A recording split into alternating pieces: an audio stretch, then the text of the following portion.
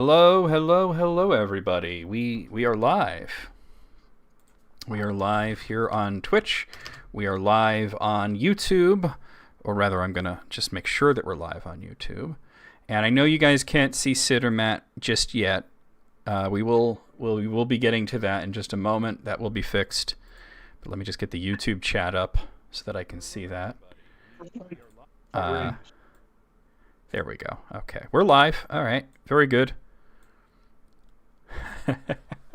So for anyone who is wondering what's going on, why I was a little bit late, like a minute late, which is not terrible, in going live, and also the fact that you don't currently see Matt or Sid on the our adventure begins shortly screen, but you can hear them. Guys, say hi. Hi. Hi, everybody. We're trying to get our rings off. Technical difficulty. Okay, so the issue that happened is that, hey, WT, how's it going? Sorry you're late. You said that a minute into the stream. The reason that we're having this is that finish eating now, Sid, because as soon as you show on screen, you can't be eating. I told them. I know. I had you covered. Well, I figured I'd let you know. Get it in now before we actually start. Matt's webcam seems to have died. It would not connect. We're seeing a black box with a little camera icon and a line through it. Sandwich stream, legit. I think it was some sort of soup. But anyway, we've been troubleshooting for the past like half hour trying to get it to work. Matt has rebooted multiple times. He has disabled the webcam and re-enabled it. I made sure all the permissions on my end are good. I can see Sid, but yeah. So what we did is, this is the most, like, necessity is the mother of invention sort of like solution. This is something like Pippin would have come up with, I just said, Matt, send me a selfie real quick. And so when we get to the Council of Tolkien screen, hi Moogle, you will see that I put a picture of Matt where he should be. So at least you'll be able to see his face, even though his lips will not be flapping. Welcome in, everybody. I mean, this is sort of the craziness that happens as a broadcaster, the hit shappens, as they say. Hit shappens. But, I'm not logged into the correct YouTube account. Let me switch that over so that if I need to take moderation action, I can do that. Not that we have that many problems. There we go. Let me just test the YouTube chat real quick. I'm going to put a one ring icon in there. Just to show that's what happened, Sid. Not Sid, Matt. Matt slipped on the one ring, and he's missing. Well, no, I'm reporting live from Angband. Live from Angband. Well, you get pretty good audio reception there in the womb of the earth, right? I have my enchantments. Now, WT, over on the Twitch side of things, said something very true. There is no finer display of Murphy's Law in action than attempting to do something live. And I have a friend. I'm not going to say his name because I don't really want to put him on blast here. But a friend of mine had a brief streaming career, like what I do, but he only did it for I want to say maybe 9-10 months or so before he stopped. And it would be like a comedy of errors in trying to give him wisdom. It was really like Pippin and Gandalf, where Gandalf would be saying something and Pippin's not paying all that much attention because he's sleepy, like in the Return of the King, But anyway, one of the biggest things was he'd be like announcing that he was going to stream something, and then at the last minute he'd switch it up. And I'd say, what happened to the other thing? And he says, well, it didn't work. I said, what do you mean it didn't work? I don't understand what you're saying. It didn't work. And he said, yeah, the game or whatever wouldn't run on his computer or whatever. And I said, you only just tried to run it right before you went live? he's like, yeah. I'm like, you're telling me that you just assumed that it was going to work? And he's like, yeah. I was like, good luck. Jeez. That guy doesn't know that Murphy's Law actually came from the team that was inventing ejection seats and crashing airplane walk-ups with people inside at 10 to 30 G collision force and hoping to stay alive. That's the source of Murphy's Law. And I know it's used to great effect in the military. For anyone who is wondering, Murphy's Law is, whatever can go wrong will go wrong. And WT in the chat said he was well aware of the origin, actually, because he's former USAF. There's a great science fiction series by Colin Tapp about extreme engineering, where he goes into this in detail across the galaxy and beyond. It's very interesting how many of the common little sayings come from military usage, and this actually plays in a little bit to what I'm going to talk about later when I get to my section of the show, which is hey Wayne, which is origins of words and how they're used and such. Like, for example, Tolkien coming up with words like orc or tween and things like that. And in the instance of the military, gremlin is a word that originated in the Air Force for sort of just like miscellaneous issues that would happen with the very complicated machines that they use. Typically, it was an explanation for why airplanes not in combat crashed and didn't come back. Yeah, must have been those gremlins. Yeah. And there was a great episode of The Twilight Zone with the gremlin on the wing of the plane with that was William Shatner. Yeah. And then they did another version of it later on with John Lithgow. In the Navy, it's still mermaids. There you go. Well, that makes perfect sense, right? They'll get you. Hey, Siddons for Sithis is asking for our thoughts on Eurovision. I don't have any thoughts on Eurovision. I think it's great. There you go. You should watch it. I don't have no thoughts on it whatsoever. Hey, Laurel. How's it going? I told Matt and Sid what happened earlier, and we're all kind of horrified because that kind of mishap can happen to anyone. For those of you who don't know, LM5LC there in the chat on the YouTube side of things is one of our fellow Tolkien scholars by the name of Laurel Callahan. You can find her on Quora. It might be a little difficult right now because earlier they banned her, and she texted me in a panic, like, oh my God, I got banned off of Quora. I don't even know what I did. And, I have a few people that I know that work for Quora, and I said, hey, could you take a look at this? And they said, yeah, that's a mistake. We fixed it. You still can't access your account. Yeah, they said it might be a few days before it's all like, it no longer shows you as banned, but it might be like a few days before everything is restored because there were thousands of articles that got deleted there. And Laurel, I just want to say thank you for your recent reads and discussions. They've really kept me cheerful all week. And since we were talking about technology from war, I answered a Quora question last night on the history of war beacons as fires on hilltops and how did Tolkien pick up on that. So read and enjoy, all of us, including Laurel, on Quora while we're waiting to start on our live stream. Absolutely. And I'm glad you answered that question, actually, Sid, because I saw it there and I was like, I don't know. I don't know that one. I'm glad you answered that one. The short answer is Tolkien wasn't Native American. There were no Yeah.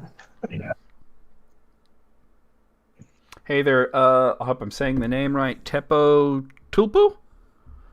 Telpo Tulpo is ready to settle in, watch the stream, and order some pizza, which sounds like a fantastic time right there. Now, here's an interesting thing. I wonder what J.R.R. Tolkien's favorite pizza topping was. The man certainly spent a lot of time in Italy, so I'm sure he ate pizza at some point or another. I would have to imagine, as loath as I am to say it, he probably was a mushroom pizza person. The lembas crust. the lembas crust. Okay. I don't think you can get that in Rome. The Vatican had. Oh, was that what? Yeah, he went to the Vatican and got the lembas pizza there with probably with mushrooms. I would imagine. I know he was a big mushroom eater, which is why he made his hobbits mushroom eaters. Personally, I say mushrooms are haunted. They are full of ghosts. Well, anything that grows in the dark on a mound of shit isn't. Whoa! Hold on, Matt, with the language. Tone that down, please. I said ship. Oh, you said ship? Okay. Yeah. I'm sure you did. Now, I'm glad I'm recording this, because normally what I would do afterwards is just let the live go, stay as the video, but I record it in case anybody curses and I have to bleep them. Now, WT is telling me that he heard ship, so maybe, okay, all right. Yeah, it's a fellow sailor out there is what it is. All right, well, let's still be careful, just, for the YouTube algorithmic purposes. Yeah. That could be kind of rough. But yeah, I don't like mushrooms, and I don't hold it against anyone who does. For example, WT in the chat was saying that he's a mushroom pizza person, but yeah, fungus, no, I can't do it. Yeah, me neither. But I'd be willing to bet that on his trips to Italy, then England is not known for great pizza. On his trips to Italy, he would have absolutely engaged in the local cuisine, and he was a simple man of simple pleasures. He didn't like fancy food. He liked his food to be rather rustic. So I would imagine pizza would definitely be on the pizza's back on the menu, boys. Oh my God, that'd be the greatest commercial ever. Yeah, we need like an orc to do like a commercial for one of those dreadful. Oh God, they would chains. sell off. They would sell off the hook. Yeah. That'd be so funny. I wouldn't be banned from YouTube for the poop word, but the video would get demonetized, which would be a bummer, Oh yes. Yeah. Yeah, and people in the chat wondering, how has that not already been done? Like, how is somebody... Well, I would imagine the Tolkien estate would probably send a very strongly worded letter about that kind of thing, but I mean, you could just have like a generic fantasy orc saying that, and it just be a reference to the movies, It's a kind of a surprise that nobody how Madison Avenue has come up with that. Oh, I know. Exactly. And you know how they had the Geico commercials with the caveman? Well, I haven't seen the caveman ones in a while, but yes. No, I know, but that's what you do. You have a couple of orcs sitting there talking with each other in some garage watching football, and one of them says, they say, pizza's back on the menu, boys, and everyone goes crazy. I mean, that would go viral. Well, what you have to do is you have to have the door... I'm actually picturing a large family of orcs in a movie theater eating popcorn. Yeah, and at one end of the table is the only person there that's normal is Peter Jackson. You see, wait. That's why they don't eat him. What I would imagine, and this might be funny, I don't know, but I'm going to make you louder, Sid. You're a little low. There we go. What I would imagine is going by Matt's suggestion of there being like orcs watching I don't know if they'd watch football. It would have to be something more violent, like pro wrestling, UFC, UFC or something like that. Exactly. And then the doorbell rings, and there's like a dwarf with a big stack of pizzas, and.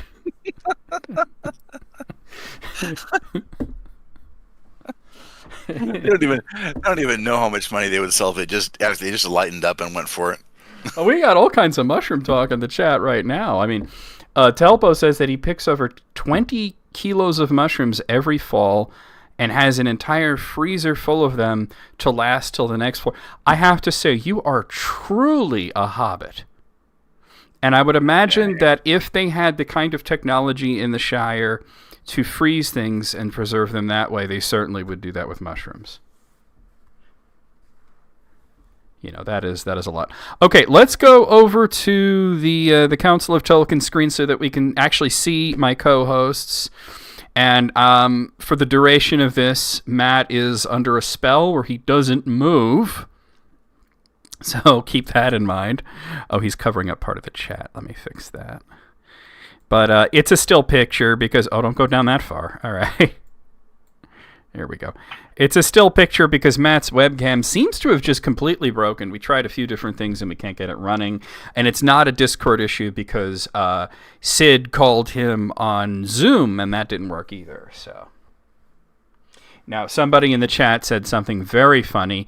Orcs are secretly very much into competitive flower arranging. It can get intense. And that reminds me of an episode of King of the Hill with the roses, the competitive rose trimming. Okay, let's introduce ourselves. Matt, since you're the one who unfortunately was put to sleep by Luthien here, and you're a still image, why don't you go first and introduce yourself? Well, hello, everybody. I am Matt Richardson and Lore Master on at loremaster.com, which is the 9R Group's website, and also on Quora as Lore Master. So welcome and thank you for joining us tonight. And Sid, go ahead. Hi, everybody. I'm Sid Kemp on Quora, Sid Kemp on AO3 Archive of Our Own, where I publish my Tolkien fanfic.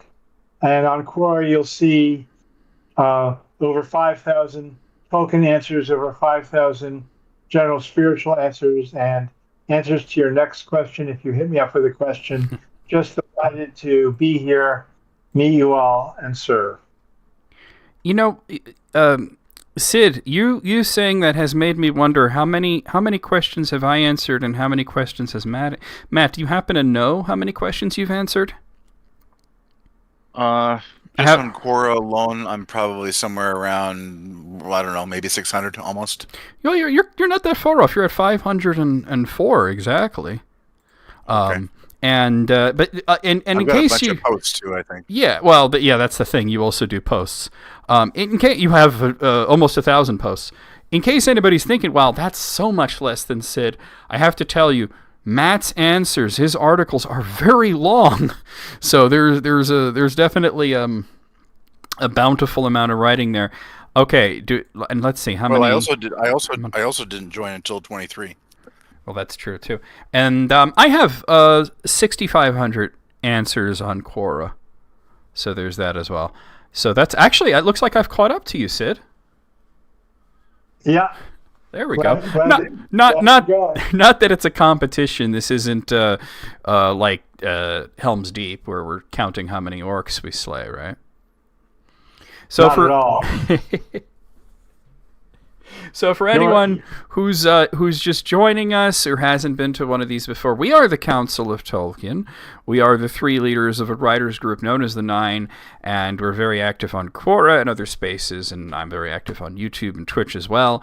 And the format of the show is that for a half hour we will discuss something, and we each get our own chance to decide what the topic is going to be. And the first person to go today is going to be Matt. So let me just get my timer up here. So Matt, I'm going to put 2 minutes on the timer for you to intro the topic that we're going to be discussing for the first half hour. Go ahead. Okay. So many of you know that we talk about these interesting conundrums of power and you know what things that Tolkien is talking about exactly. And today's topic is going to be basically what I call from Tom's House to the Barrow Downs. And we're going to obviously cover what happens with the ring, but that's not really the focus necessarily. It's just basically the setup. The focus of this is going to be this whole notion of Tom not leaving his so-called borders of the old forest, his house, and how far he actually goes in this particular part of the chapter, and what he actually does, and basically how fast he responds to the song that he taught the hobbits to sing if they needed his help, and his arrival. Not only the speed of the arrival, but the nature of the arrival. So that's going to be some interesting unpacking, and that's the introduction. Okay, and you got a minute to spare there, but that works out for me. So we're going to set it up on a half-hour basis here, and I'm just going to start us off here real quick by saying that this is something that me and Matt discussed extensively on the phone, and that there is a small disagreement here. We're very much of the same mind of Bombadil being not only very powerful, but sort of uniquely powerful in The Lord of the Rings. There's characters that might be greater than him, like Iluvatar, for instance, of course, and the Valar, but there's nobody that has a power that is like his. His power is extremely unique, and I would say that he can do things that only Tom can do. That being said, the slight disagreement is, because we talked about this, and I always joke around with Matt about he always whips out the tape measure for every discussion, which is perfectly fine because I always whip out the dictionary. It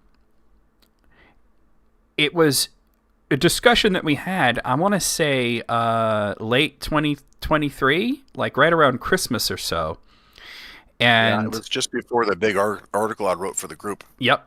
It was right around the holidays, and I remember I was right over there, and I was pacing back and forth on the phone talking to Matt because I'm a phone pacer, and the issue that I had was that you're assuming that when Frodo, who is the only Hobbit that is conscious at this point, sings the song and calls out to Tom Bombadil, that he's at his house. Thank you for the follow. And that he gets there very, very quickly, of course. And that was a show of how fast he can move. And of course, I do think that Tom Bombadil is probably very quick. He says it in all his songs, after all. I don't think that we necessarily have to assume that he was at his house, because he does sort of bound all over his own domain at all times. He's out picking flowers or mushrooms or singing to trees or just leaping around. And I happen to think he wasn't far off. I think he was keeping an eye on the hobbits just in case they did need him. Mm-hmm. Okay. So I'm going to pass that back to you. Okay, I'm ready to start. Or go ahead. Actually, wait, hold on. Let's actually pass it to Sid then, actually. Okay. Remember that Tom also showed up at within a very short time, the moment that the hobbits needed him, all the way back at the beginning of the forest in Old Man Willow, even though he takes that trail only once a year, as he tells us. I see two other things going on. One is, I suspect he and Goldberry are foresighted. Perhaps Tom even taught them the song, knowing, they'll probably screw up and they're going to need it. I'm glad you said that, because that song, as Matt alluded to, that's only going to work within his domain. Frodo wasn't going to be able to call him, in Mordor or whatever. That would have been amazing if he could, but imagine if at Sammath now, or when Frodo claims the ring and Sam starts singing Tom Bombadil, and then Tom shows up and kicks the ring into the fire. So with this idea of foresight, this means that he knows that something bad is going to happen before they even get out of the old forest. Or may well happen. Something okay. that But I haven't laid out my case. I haven't laid out my case yet. Well, let's have you do that. Go ahead. I just want to present one more option. Okay. Yeah. I think Tom is something utterly unique and special, but I think he has some qualities much like a Maya, in which case he can disappear and re-embody anywhere else anytime he wants to. He's I, just not an Ishtar. He's a Maya. I don't think I just, the Maya do that. they're pure mind who make up bodies the way we put on clothes. Yeah, of course, but they don't teleport. I disagree. Okay. As far as I know. So, I mean, well, and the hold reason, on, let me give it, this is a minor thing, and it's something we might have to revisit at some point, but I'm going to give the reason that I say that they don't is because of Melian. That she travels back to the Undying Lands. She just doesn't go poof. yeah. Let me bridge the gap between you guys. I have Go ahead. a third way here. They do not teleport, but their speeds are not the average speeds of any being. I would absolutely agree with that. They're able to move so fast that they almost might as well be teleporting, because the speeds that are going to be talked about in this section tonight are going to be pretty fast. We already know that the Balrogs moved at a very large clip. We've agreed that they've moved at a very, very fast speed from Angband to Lambeth. We've already had that discussion, so we already have some discussions within the realm of insane speed. Matt, hold on a second. Could you very briefly, because this is a discussion that we had, but the people out there might not be privy to it, the Balrog thing, could you just give a very brief description of that? Okay. Because this is where I'm totally in agreement with you here. Yeah, and it's a good setup. This goes to what we're going to talk about here today, and then I'll get on with my little presentation, because I did bring my A game for you two guys, because I know you guys are only going to accept an A game. So anyway, the bottom line is when Ungoliant binds up Morgoth when they come out of Valinor. He gives a great cry, and it's so loud that the Balrogs can hear him call for his help in the depths of Angband, which from Angband to Lambeth, which the passage says is in Lambeth, is about 175 miles, give or take a mile. And in the passage narrative, in Tolkien's narrative, it to be of any help, the way that the narrative looks like this to be, because he was feeling his death pangs. It was very dire. At the time. Yeah, it was very dire that they arrived pretty quick. And I think Sid and John and I kind of agreed that this was somewhere between, maybe not a minute, but maybe 5 to 10 minutes. So we looked at 5 minutes and we looked at 10 minutes, a period of time that's useful for being saved, right? Without him, having his head munched, because the Balrogs don't know, or any kind of permanent injury as well, too. Right, exactly. The Balrogs don't know. When you hear the Dark Lord make a cry that has never been heard of in Middle Earth before, which was how the passage describes it, they moved at their highest speed, capable of powerful Maya. Let's just put it that way, okay? Now, we calculated at 5 minutes and 10 minutes to being 1,200 miles per hour at 10 minutes to 2,400 miles per hour at 5 minutes for that given distance of time. And then this is where I have to say that the distance is also great. Not the distance of time, but the actual distance to go is greater, because it's not just the distance between Angband and Lambeth. It's also that they're coming out of the depths of the earth as well. Right. So they have to travel upwards as well. Right. And if they're maintaining a physical body, they had to go through channels.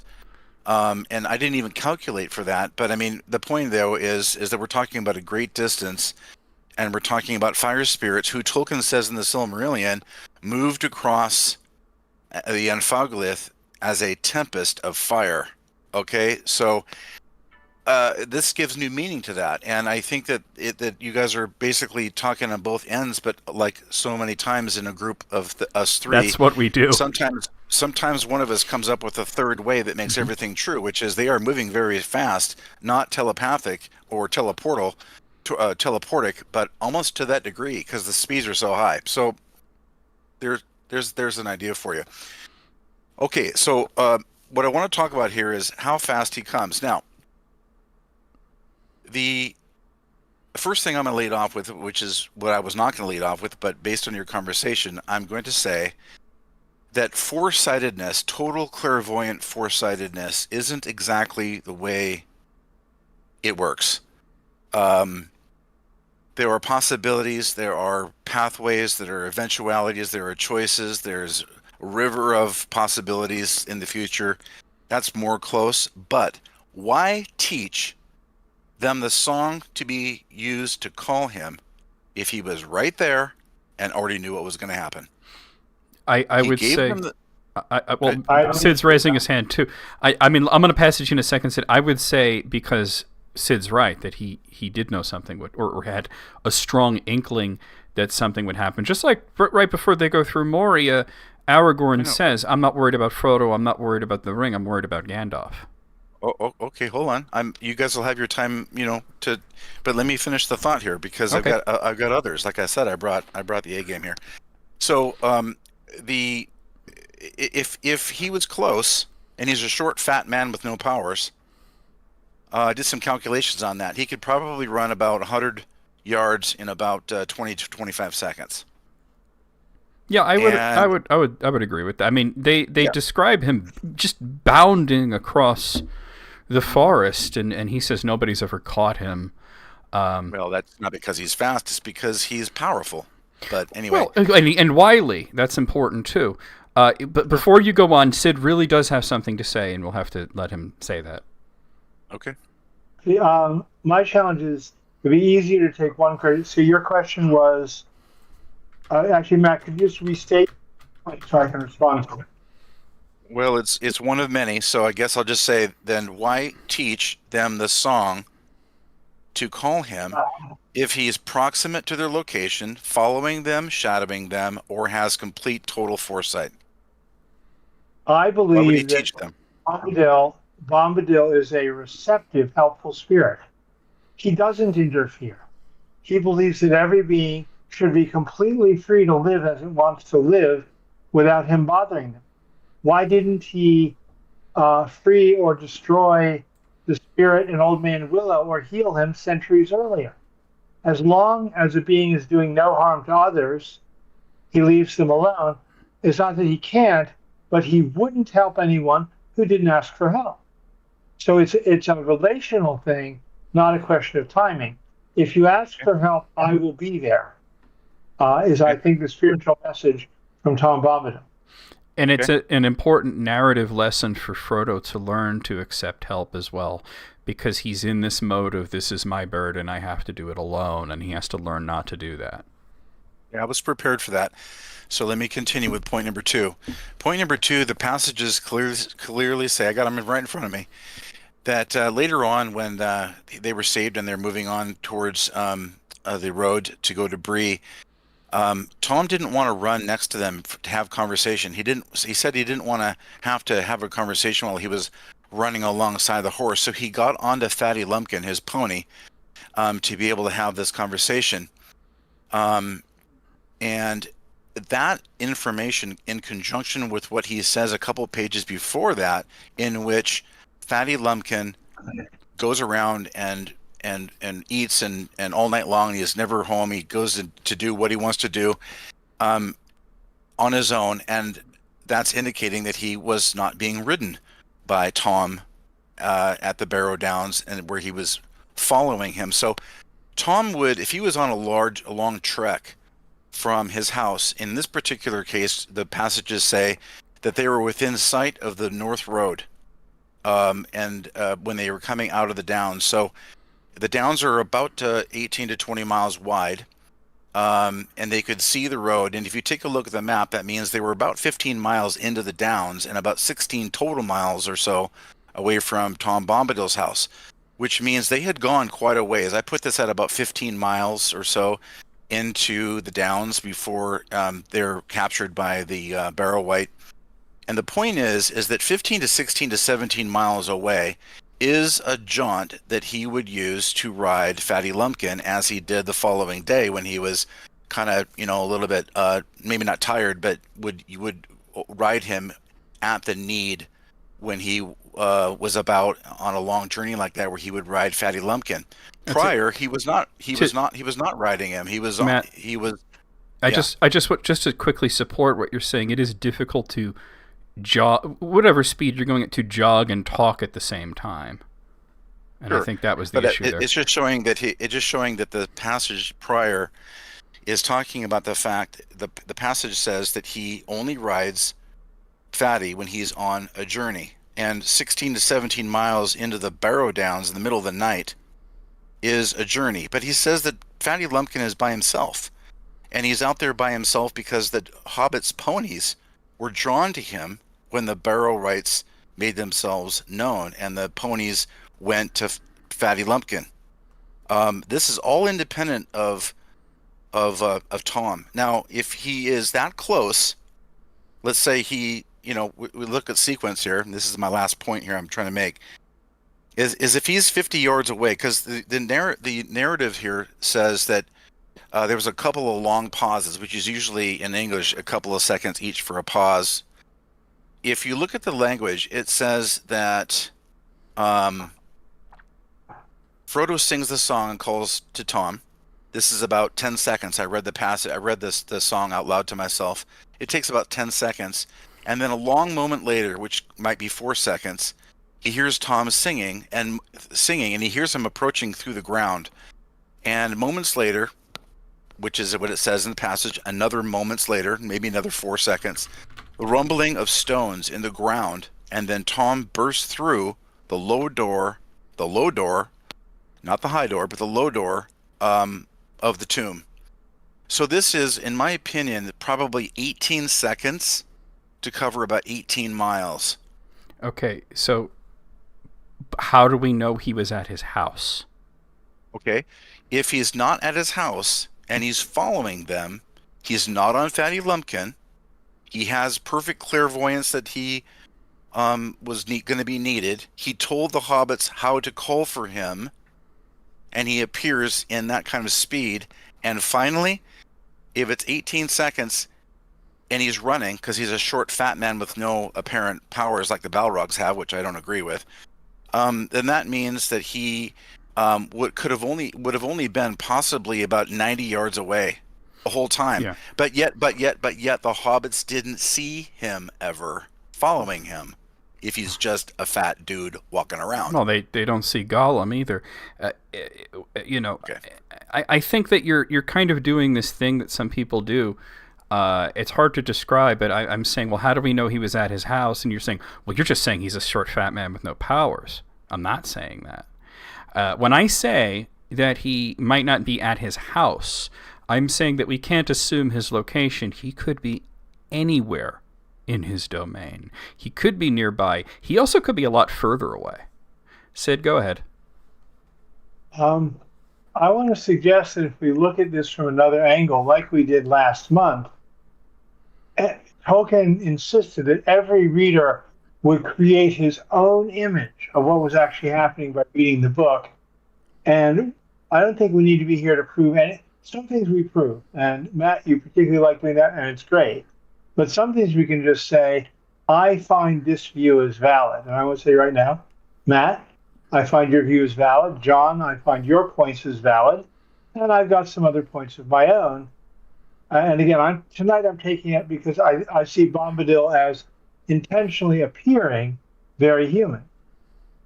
He's been a human form possibly since before humans woke up. We don't know if he took the form that early or not.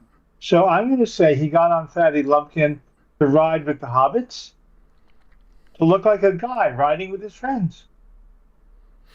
And that's important because Aragorn saw them and knew that they were in good hands. And the hobbits never saw him 90 yards in back of him. Well, it was a very foggy area. No, it's before. No, it's the whole journey. To continue. Yeah, and I would even say there's a parallel allusion here that the ponies ran to Fatty, the hobbits called for Bombadil. There's a quality of rescuer who is there when you need him, at least inside the old forest, where Bombadil lives free and helps other beings who want to live free. Mm-hmm. And that's I don't necessarily disagree with that, and I'm actually not saying that what I'm saying is right. I mean, I think it's, I think it's, I think it's, I think there's more evidence for it, but only because it's, to me, I'm like, well, I don't know, 60%, 55%. What I'm really trying to get at with this, and I wrote an article about this, is that it's kind of one or the other in conjunction with how fast the Balrogs can be.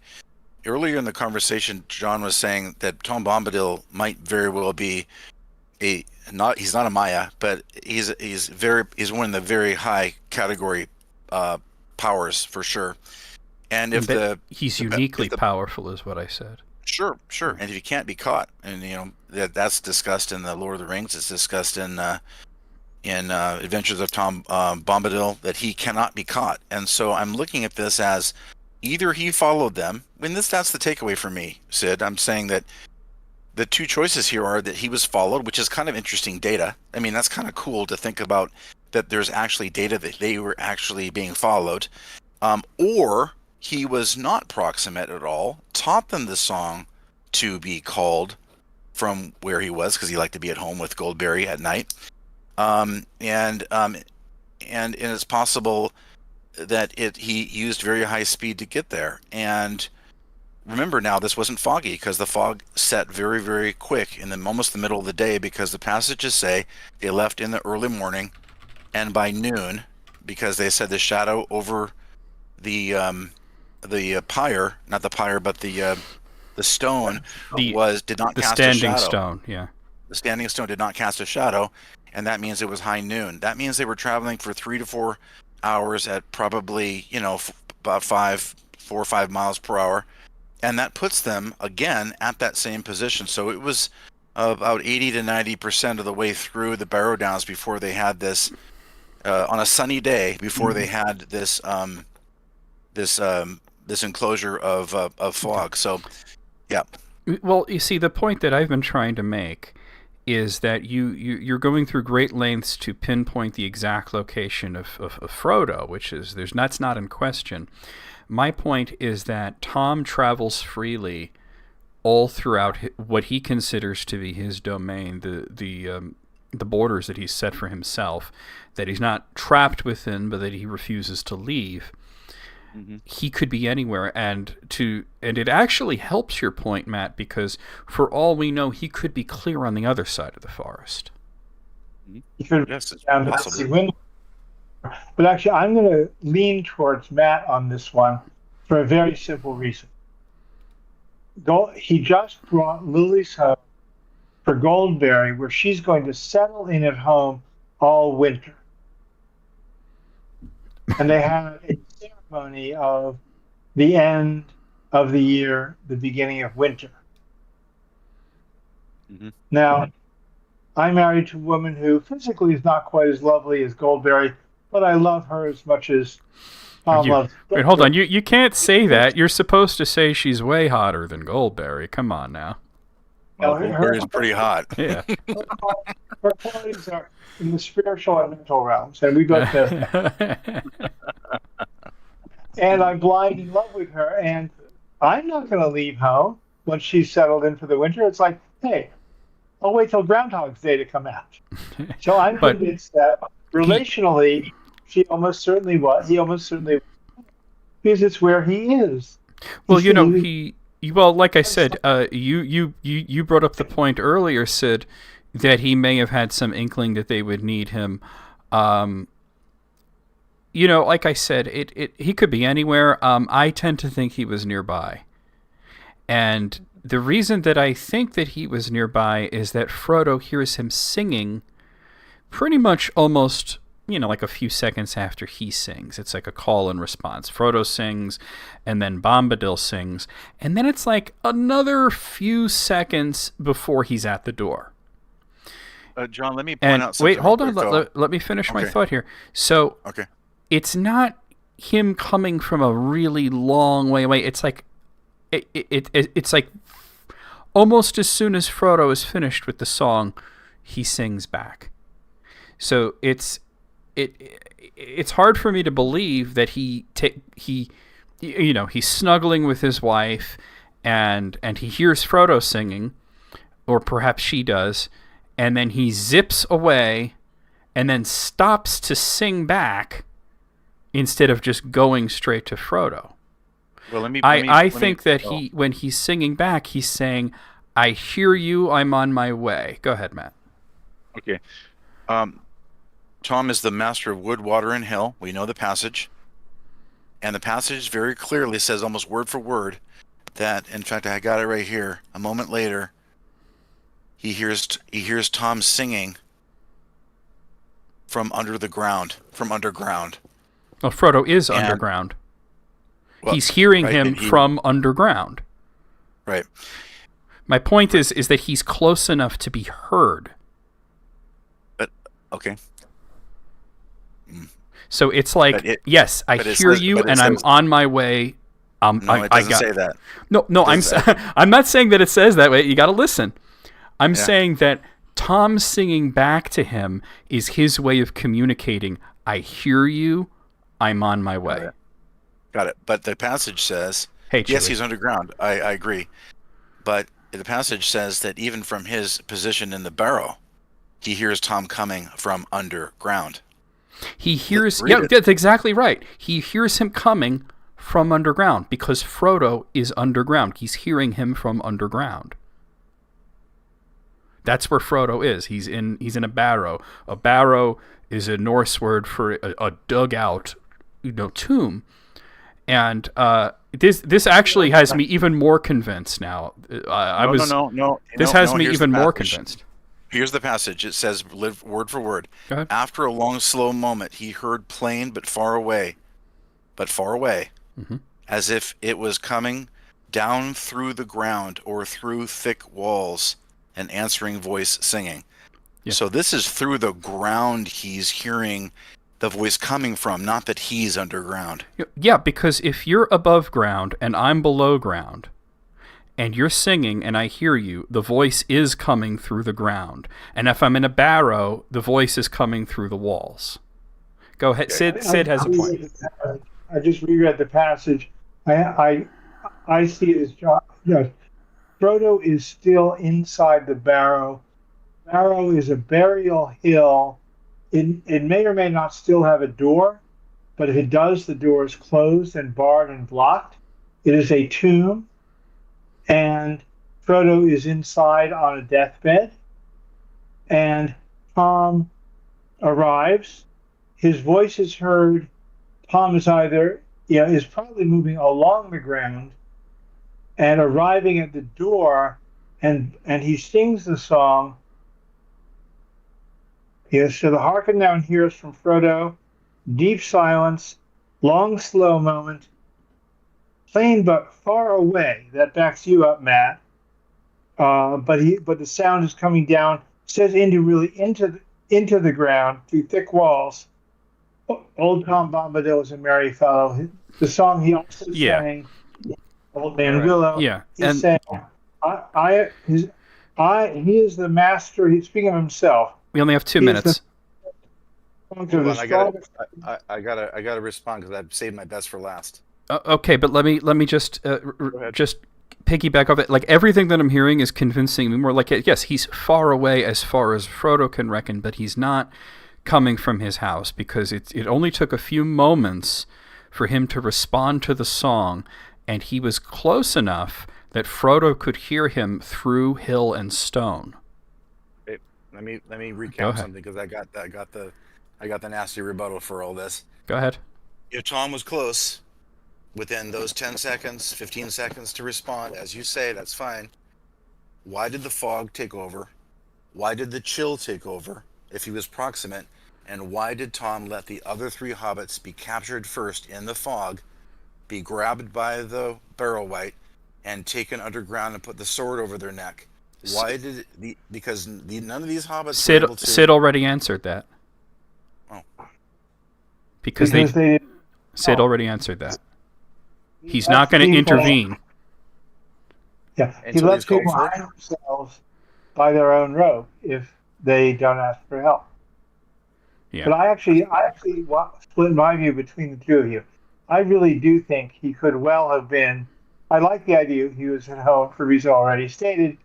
I think he could well have been at home because I think there's a quality of the entire time in the Old Forest, from the moment they walk through the gate and get lost to after they're back on the road when Bombadil says goodbye.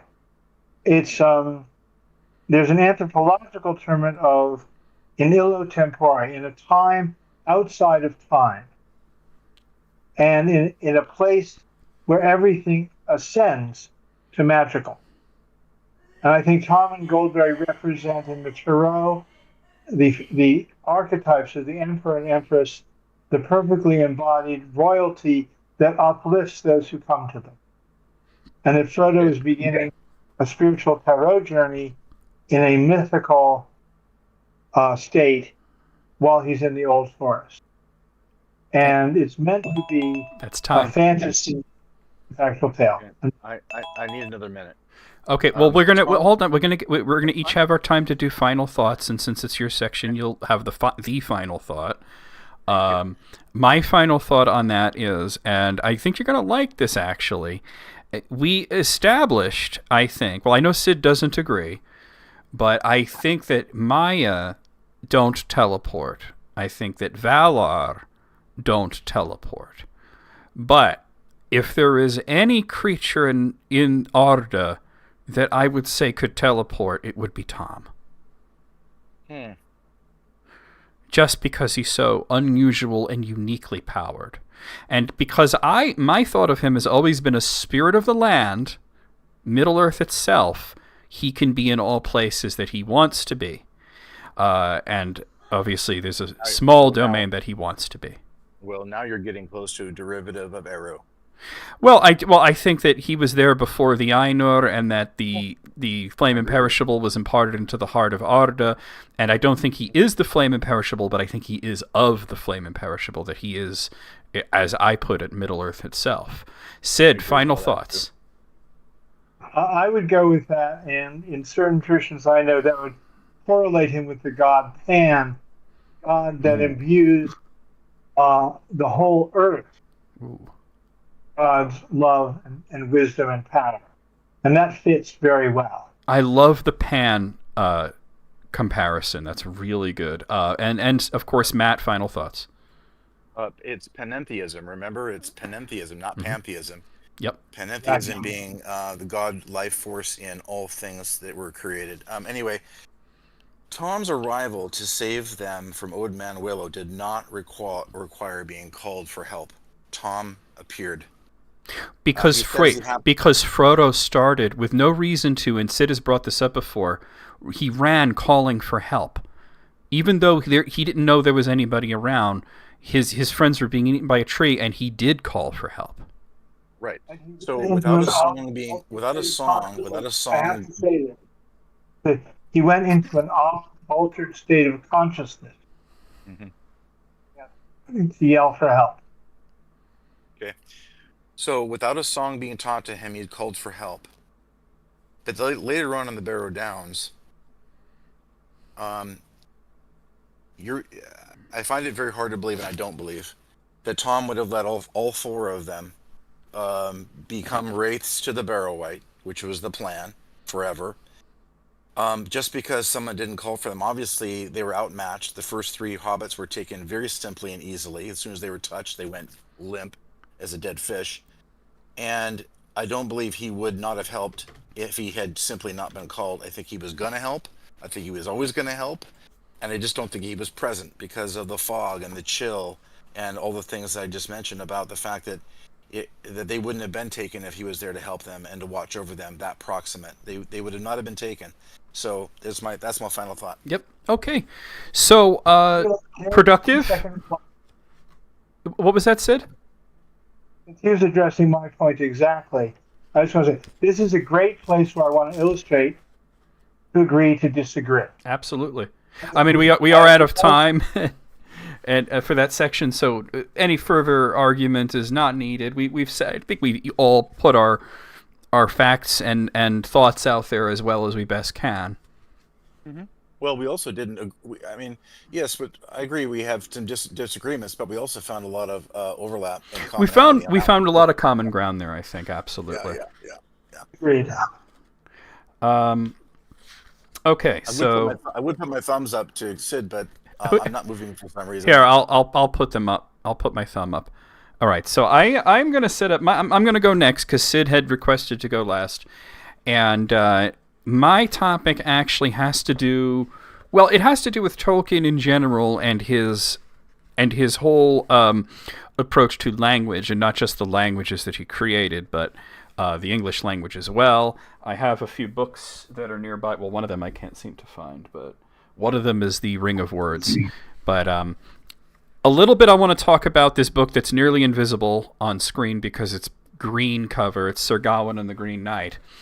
And in lieu of doing an introduction, I'm going to read a very brief passage from Sir Gawain and the Green Knight, as soon as I can find it, that is.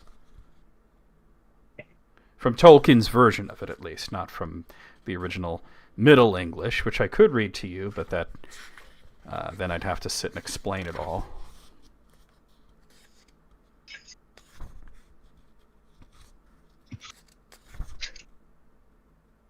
Why can I never find it when I need it?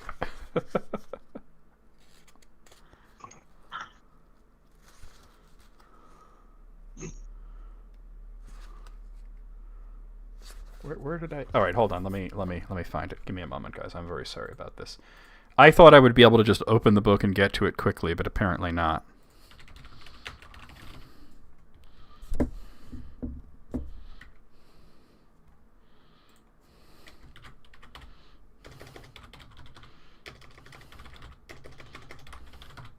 All right. Freaking page 5. Okay, that's what I thought.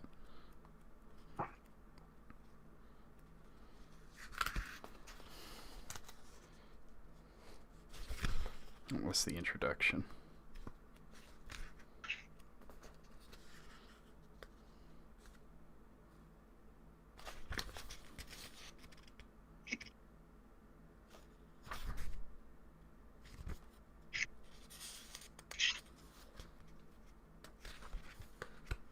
I don't know why I can't get to it here. I have the electronic of it. You can yeah, I might have to use my electronic version where I can search for the word that I'm looking for, because I don't know why I can never find it in my physical copy when I at a quick. It's right at the beginning of it, you know. I thought it was the 5th stanza, but.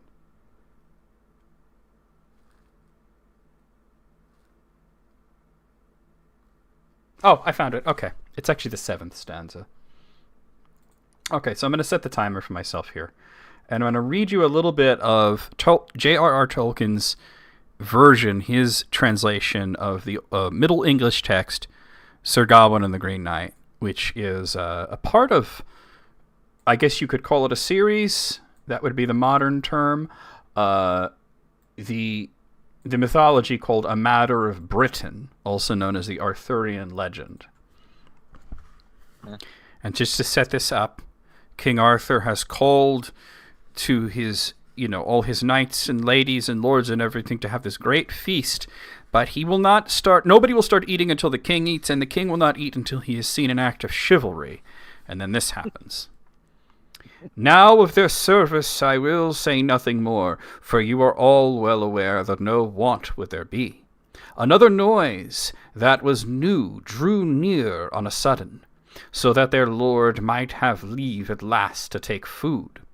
For hardly had the music but a moment ended, and the first course in the court, as was custom, been served, when there passed through the portals a perilous horseman, the mightiest on middle earth in measure of height, from his gorge to his girdle so great and so square, and his loins and his limbs so long and so huge, that half a troll upon earth I trow that he was, but the largest man alive, at least I declared him, and yet the seemliest for his size that could sit on a horse, for though in back and in breast his body was grim, both his paunch and his waist were properly slight, and all his features followed his fashion so gay in mode, for at the hue men gaped aghast in his face and form that showed, as a fey man fell he passed, and green all over glowed.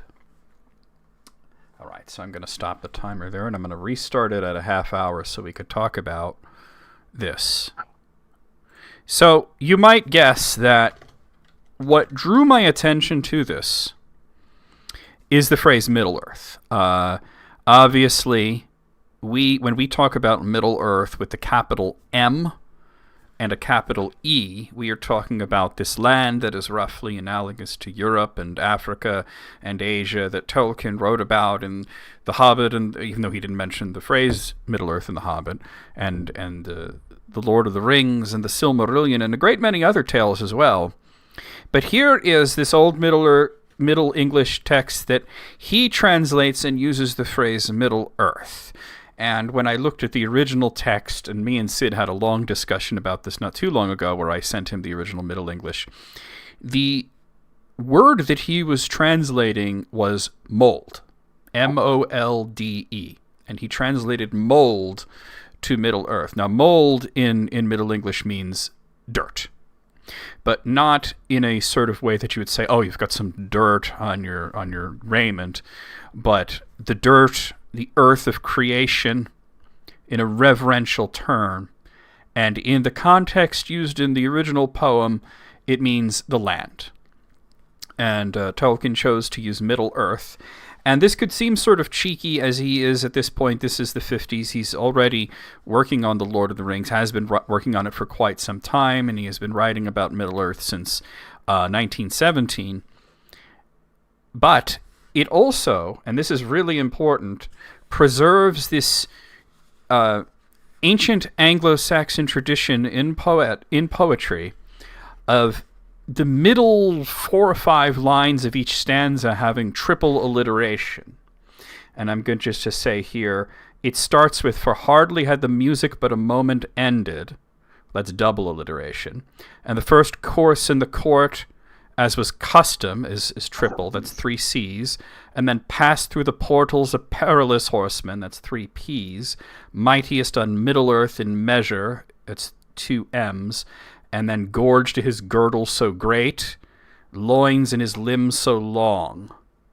And then he reverts to double alliteration for the final line in the center, half a troll upon earth I trow that he was.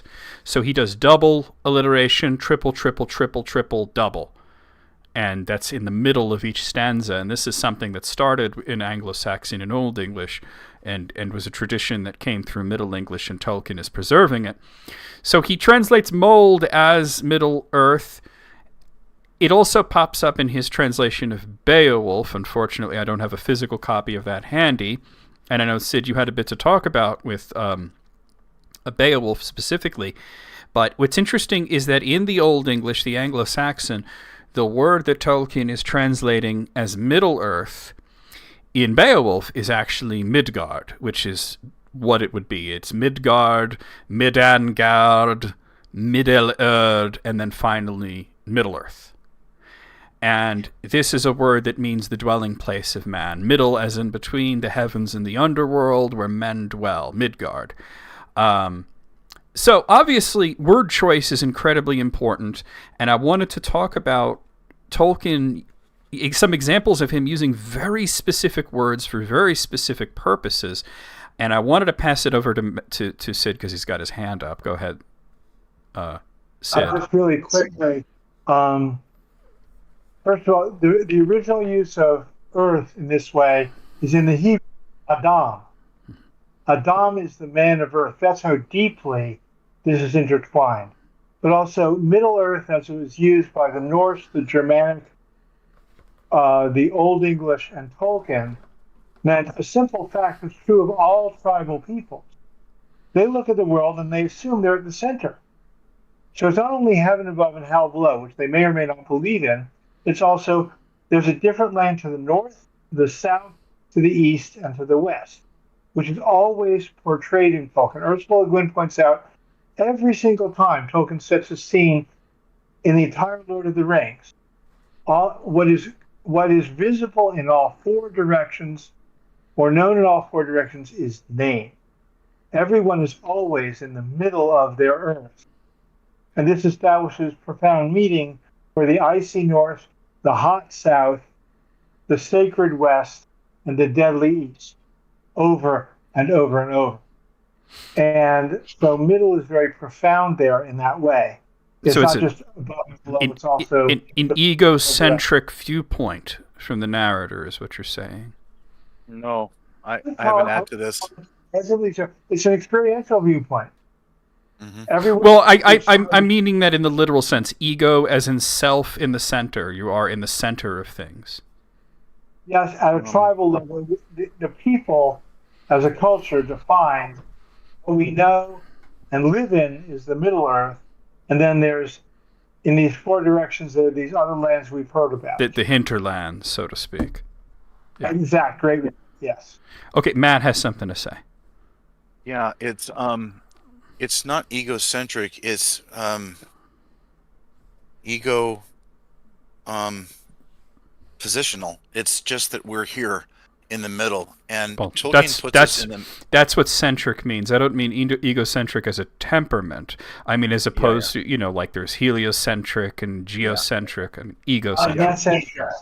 We are okay. Good. We're just placed in the middle, and it's for us to decide which way we're going, and that middle ground is the middle ground on the compass, where you decide you're going to go east, north, south, west. You're going to go home to Valinor because you've been summoned. In other words, you're going to align yourself with true west. I guess in this particular case, because west is Valinor. North is bad in this whole thing because north is facing upward to, where Morgoth and Carndom and Angmar and all this is from. Mm-hmm. So instead of your ethics and your sense of right and wrong pointing north on a compass, in The Lord of the Rings and Tolkien, it is west. It's always west. Yes. It's always west, and we're always in the middle, deciding and being tempted and put in danger and having to navigate this middle position of which way we're going to go with our moral, ethical temperament. Now, before I hand it over to Sid, I just one moment, because I do have to finish my initial thought. In the usage specifically of the term Middle Earth, the first time that Tolkien heard it was in 1914, when he was studying a biblical poetry, a little bit of biblical poetry called Christ A. And this was the first time that he came across Midgard as a term and its translation Middle Earth. And really interesting in how this shaped him. The name of the angel that appears in the poem, who is said to be the fairest of all the angels in Middle Earth, Eärendil. Mm-hmm. Mm-hmm. Yeah. The blessed. Yeah. Mm-hmm. And of course, he started writing poems of a fairy named Eärendil. He eventually decided that his fairies were called elves, and it became a little bit of a different pronunciation because he put the accent on the A instead of the E, so it became Eärendil. But that's Elrond's father, who slew Ancalagon the Black and saved Middle Earth. Sid, go ahead. You had something you were busting to say. And hey, Alice. One point, we missed one direction we spent half an hour talking about. There are a few beings who choose to stay right where they are.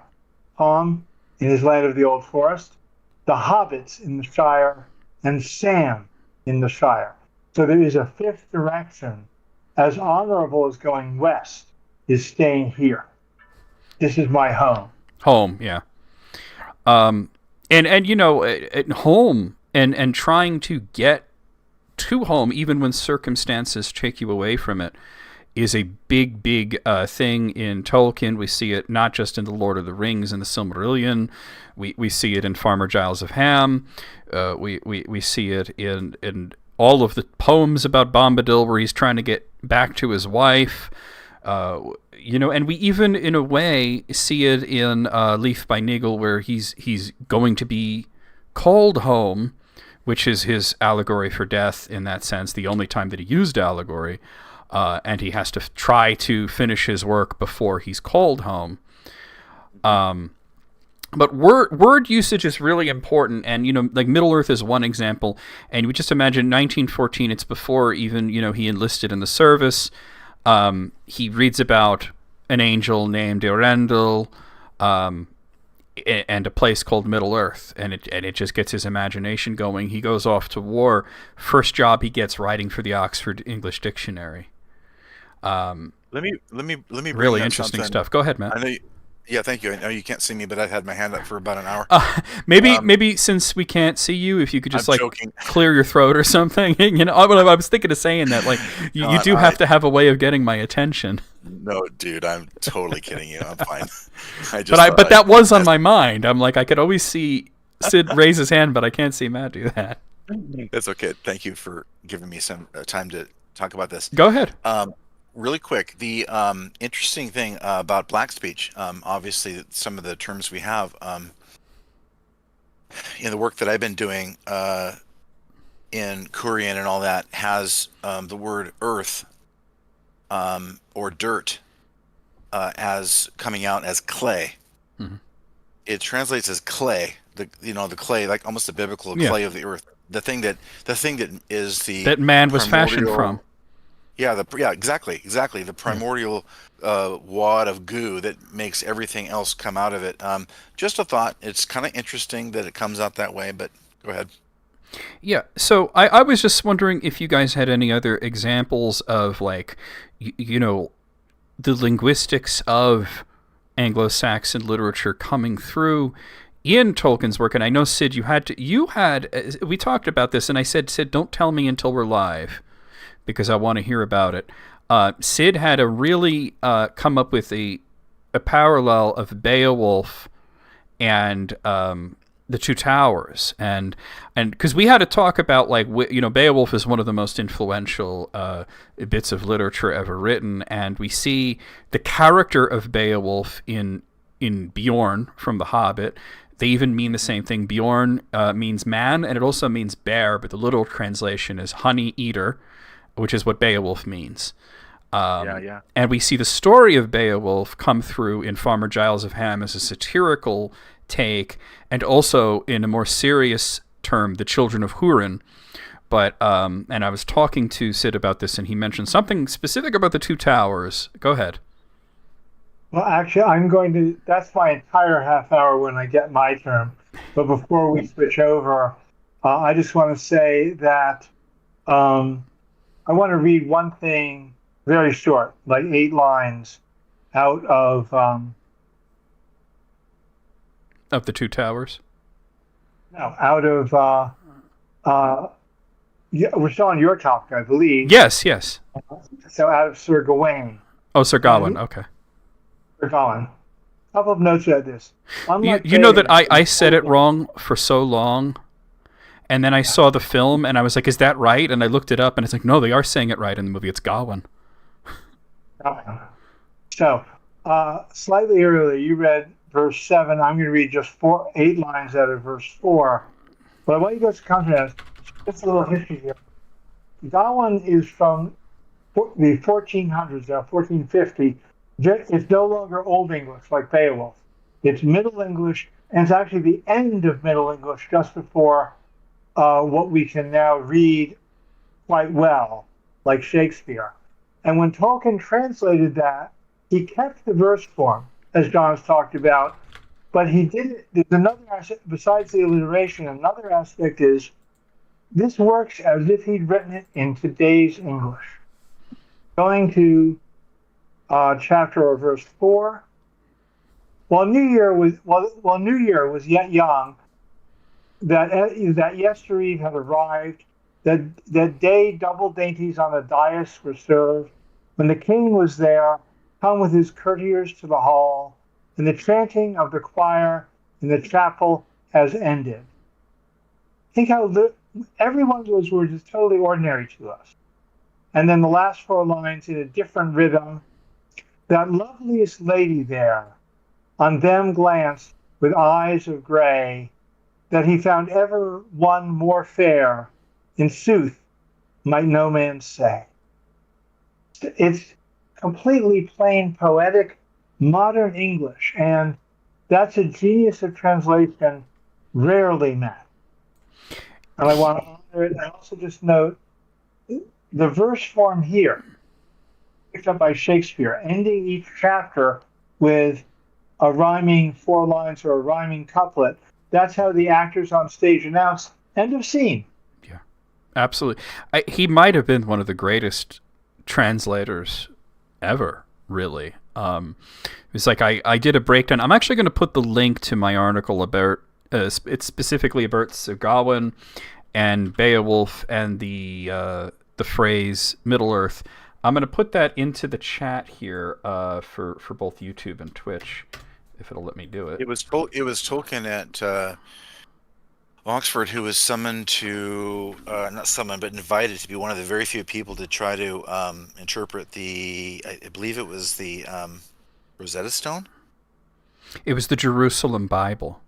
I'm sorry. Well, Yeah. no, I think it was the Jerusalem Bible, but there was another one. It was a very ancient text, either the Rosetta Stone or a found document from ancient Sweden or something like that. It was a big deal. I wish I could remember which one That it may was. have been when he worked at Oxford University, but when Yes, he it worked was. for the Oxford Dictionary, he basically wrote the W volume. He researched the etymologies and wrote the definitions. Yes, that's true. But it is both of these things we're talking about are true. It was that, but there was also an ancient text that nobody could figure out, and they brought it to Tolkien, and I gotta find out what it was because it's super interesting. Yeah, and I wanted to also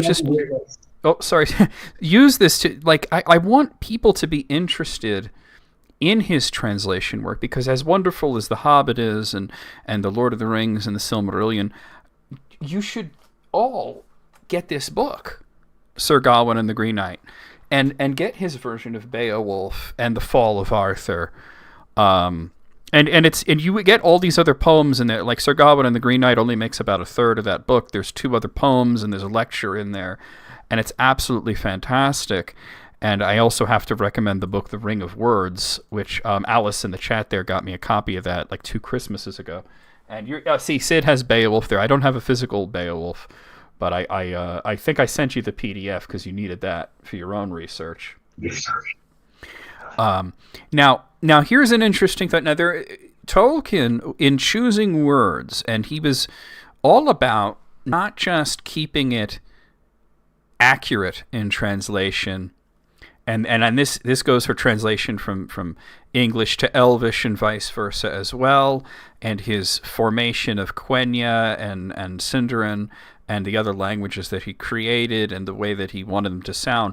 It didn't have to just be that there was a word that was analogous to the thought that you had, but it was also all aesthetic. He wanted it to sound a certain way and to be beautiful in a specific way, the way that Sindarin is Celtic in its mouthfeel and the way that you can hear it, and the way that Quenya is very Scandinavian in its mouthfeel and the way that you hear it. And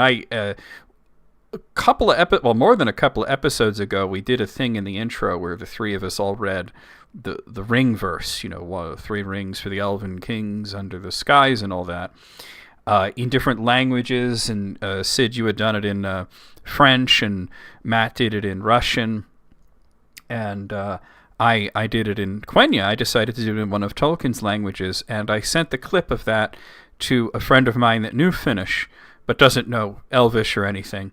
And I said, "Does this sound Finnish?" And he said, "Yeah, it sounds really Finnish," which made me happy. It meant that my Elvish accent was good. But By the way, I found it when you're ready. what did you find? I found what I'm talking about. Oh, It is called the Old English Exodus. Exodus. Okay, I It got was you. Exodus, and the text is dated 1446 Yeah. BC, Wow. and he was the one of 2 or 3 people who were able to translate it. Long before Anglo-Saxon. So, yeah, by quite a lot. So here's it. crazy. So every word that he created has to follow a certain feeling, and you can sort of get like an idea of what race a character is just from their name. You hear a sort of English sounding name, they're a hobbit, You hear a sort of vaguely Sindarin name. It's probably a man of Gondor. You sort of get this feeling for it. But anyway, he was big on the aesthetic. The words had to sound fair. And I got to thinking, because somebody brought me to this was a Tumblr post from ages ago, this to my attention, that there is a word in the English language that means, it has a meaning that is extremely Tolkien-ish. And the fact that it starts with W is almost this sort of crazy synchronicity, because that's the volume of the Oxford English language that he had worked on, is W. And I'm not going to say the word just yet, but what I want to do is I want to read you the definition here of it. I'm going to take it from Wiktionary, which is a fantastic source here. Yeah. But it means noble, highborn, fair, beautiful, gorgeous, fine, excellent, splendid, proud, boastful, and sometimes moist and marshy. Those are the rare sort of uses for it. But you think there's a word that starts with W in the English language that means all of these things that he uses to describe his characters, especially the noble Edain and the Eldar, and it sounds like this: Wollunk. Horrible. Of course he didn't use that. It's just it sounds like a sound effect from Looney Tunes. Yeah, Wiktionary is fantastic, Alice. And I actually used Wiktionary very heavily in researching the Old English and Middle English stuff for not only for this but for the article I pasted there. And Chris here in the chat is pointing out, for anyone interested in Sir Gawain and the Green Knight, it's on Audible apparently, so that's really cool, and it's very well read. So you have this word that almost from the definition seems like it's made to describe a character like, say, Galadriel, and it sounds like Wollunk. Horrible. He would never use a word like that. That's so... It sounds like something that is a curse word in orc language, You know how hot a chick would have to be to get that word? Exactly. And I think that would be something that, if it sounded like a good word, it would be used to describe like Melian or Luthien or Galadriel, for example, What a Wallach. Does the word appear in Gawain? And if so, how did he translate it? What? It seems like a word that might have been used in Gawain. Can you say that again, Sid? Does that word appear in Gawain? In Sir Gawain? No, it does not. No, it's actually a modern English word. It's from Scots. How do you spell it? Wlonk. It's like I said, it's a Scots origin word.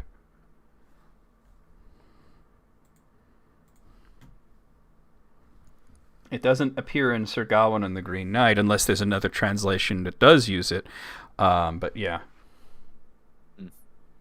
But yeah, it's interesting that there's a word that's perfect for him, and he would never use it just because it sounds ridiculous and it sounds clunky. It sounds like either an orcish curse word or something that a very uneducated hobbit, the likes of Ted Sandyman, might say, and not in a noble way. He would say it, maybe he would be referring to Rose Cotton in this way, but it would be in sort of a leering, salacious sort of tone, I think.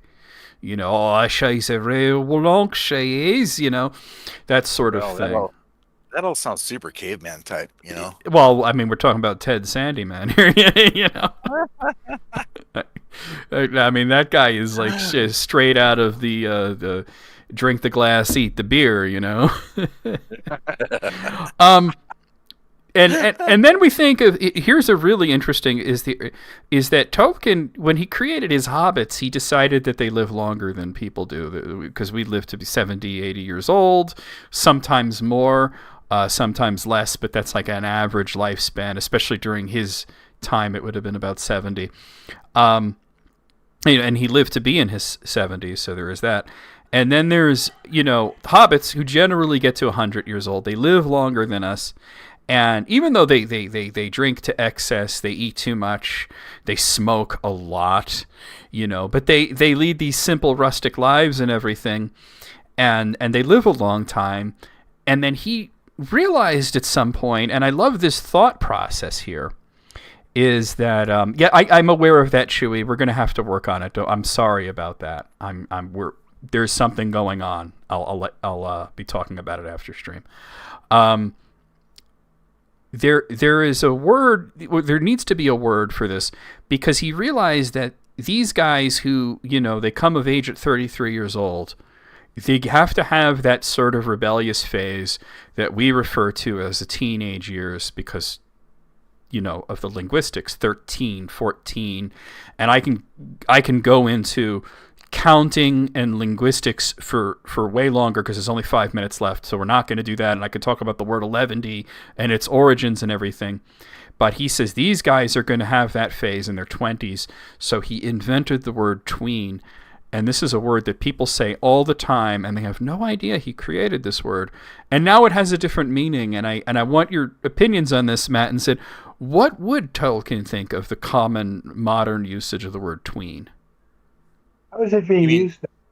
I haven't heard. Give me a definition, please. It generally refers to children that are not quite teenagers, the ages of 9 to 12, the tween years. In between, different linguistics, but same word, in between child and teen. When I was growing up, and now they call my generation, it's a preteen. Preteen, yeah. They don't say preteen. It's more commonly they use tween, which is a Tolkien word that was tween as in a mixture of teenager and 20. Yeah. But what would he think of that a 10-year-old would be called a tween? Or that people are even using his word? I think he'd love it that people were using his word and think it was totally ridiculous as pre-adolescent, because the whole point of the Tolkien's tweens, it was the upper, it's the equivalent of 15 or 13 to 19 being.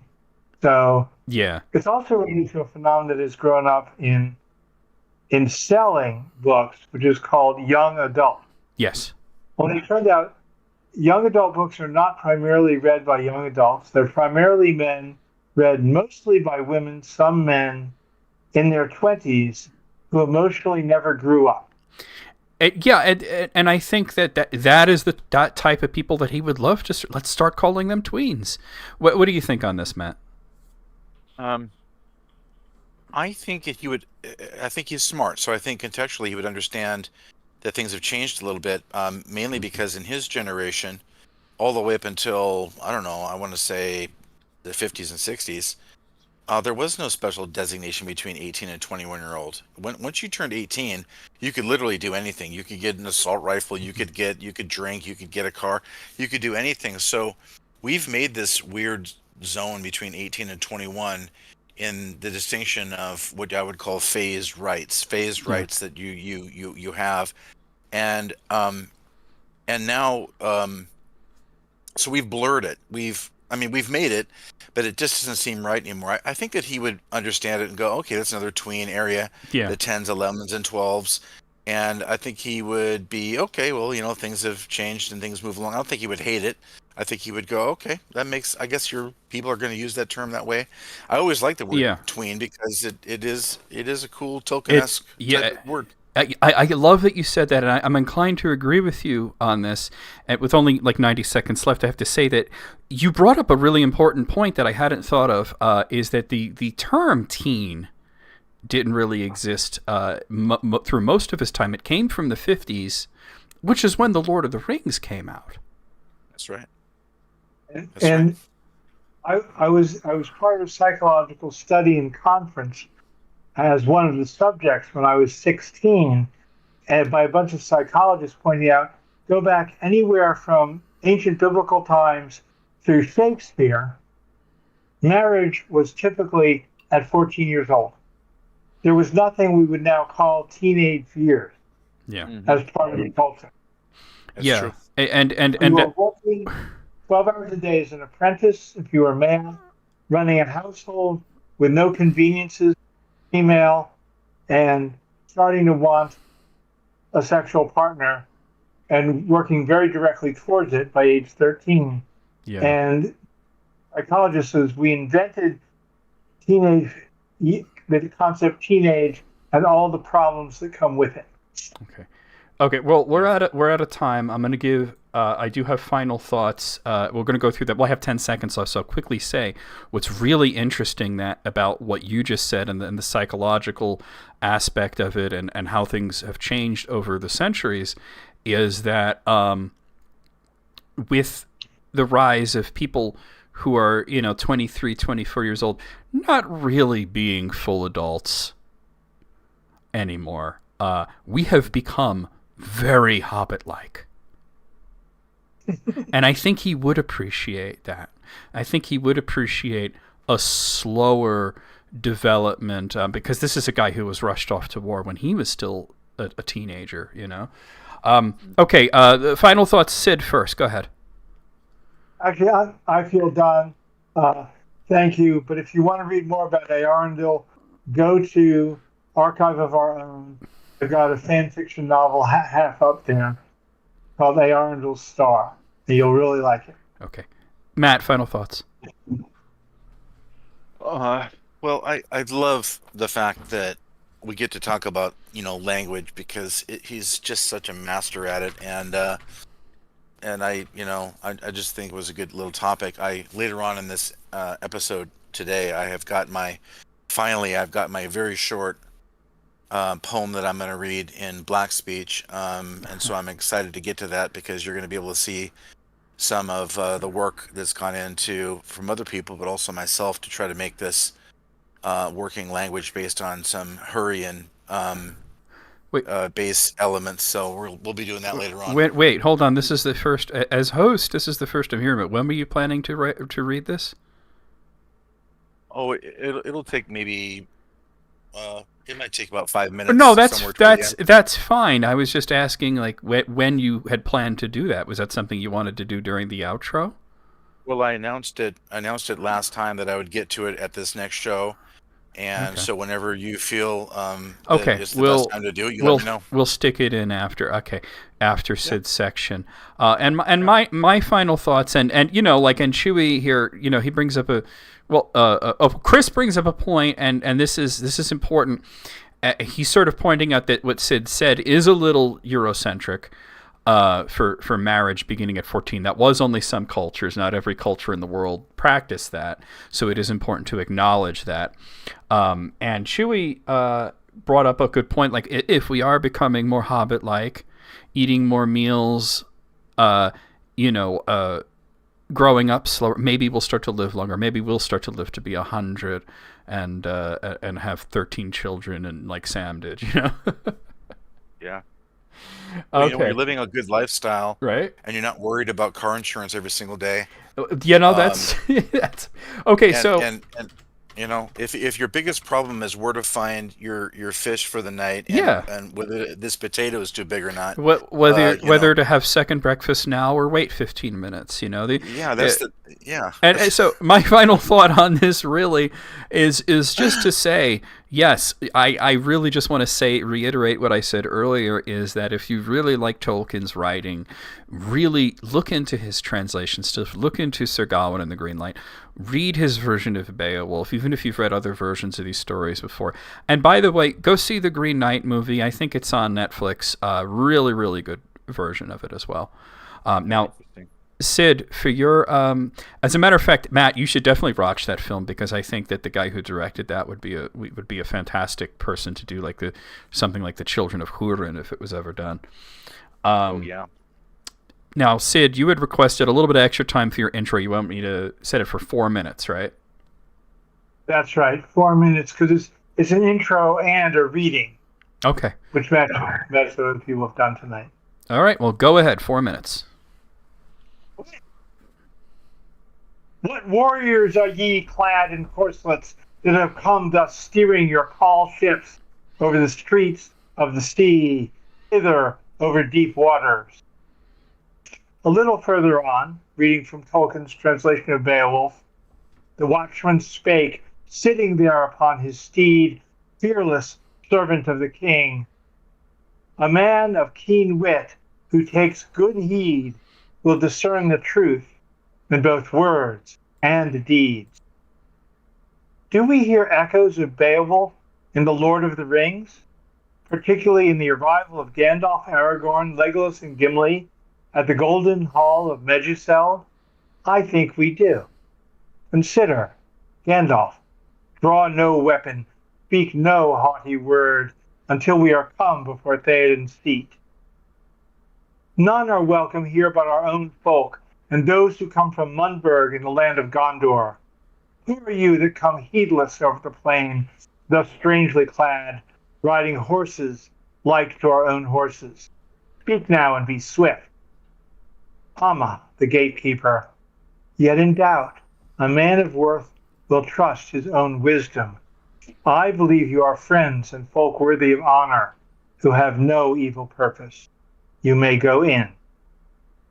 In presenting the fallen honor of Meduseld and its mind-poisoned King Theoden, and at the same time, the honorable and rightly proud lineage of Rohan, Tolkien gave himself a challenge as an author. How does a writer present the good, the bad, and the ugly all at once, so the reader feels each person's plight and understands the crisis inherent in the moment? Fortunately, Tolkien had deep knowledge of an earlier tale, Beowulf, to guide him. When Beowulf comes to the court of the honorable King Hrothgar, he is welcomed, and Beowulf and his knights are trusted to bring their weapons into the royal court. This shows the honor and courage of Hrothgar, even while his court is plagued by death and darkness, by the monstrous Grendel. Thus, the failure of honor and courage at Meduseld is heightened by contrast and the illusion court of King Hrothgar. My friends, let us focus on this moment when Gandalf the White gains entry to Meduseld, that he may heal Theoden.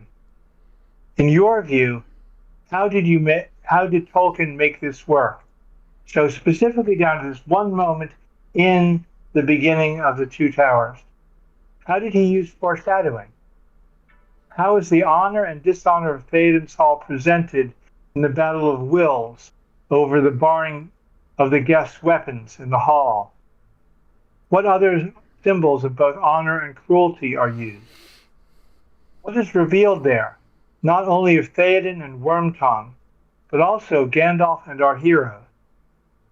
How is it that each character is established so the entirety of the western half of the Two Towers is set up for a heroic tale of Theoden to his death, Éomer to his ascension to the throne, and Éowyn to liberation from her bewitchment? Do you see any other allusions as we learn the plight of King Theoden? And anything else? I listen to you, my two friends. Okay, all right, and you almost used up the 4 minutes there, so let's set this for a half hour. Okay, really interesting there. I had never thought specifically of Beowulf in the coming of the three hunters and Gandalf to Meduseld and the freeing of Theoden. The illusion that I mean, and you're absolutely right, that there is definitely an illusion there. I had always thought it Shakespearean, personally.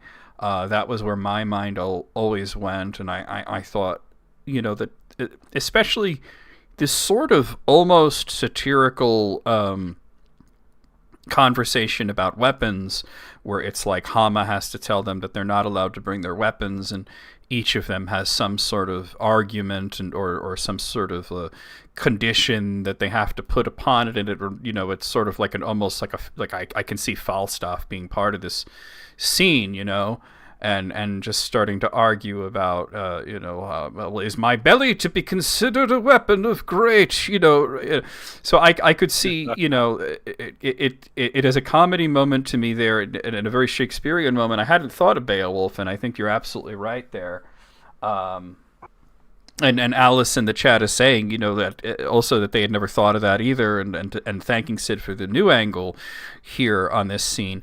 And another, because Shakespeare, he wrote the comedic, but he also wrote the tragic, and a very common metaphor that he used that was sometimes a metaphor, sometimes a simile, and sometimes an allegory, was poisoning somebody through their ear. And sometimes it was as literal as drops of poison being put into somebody's ear, and sometimes it was, as I said, a metaphor or simile.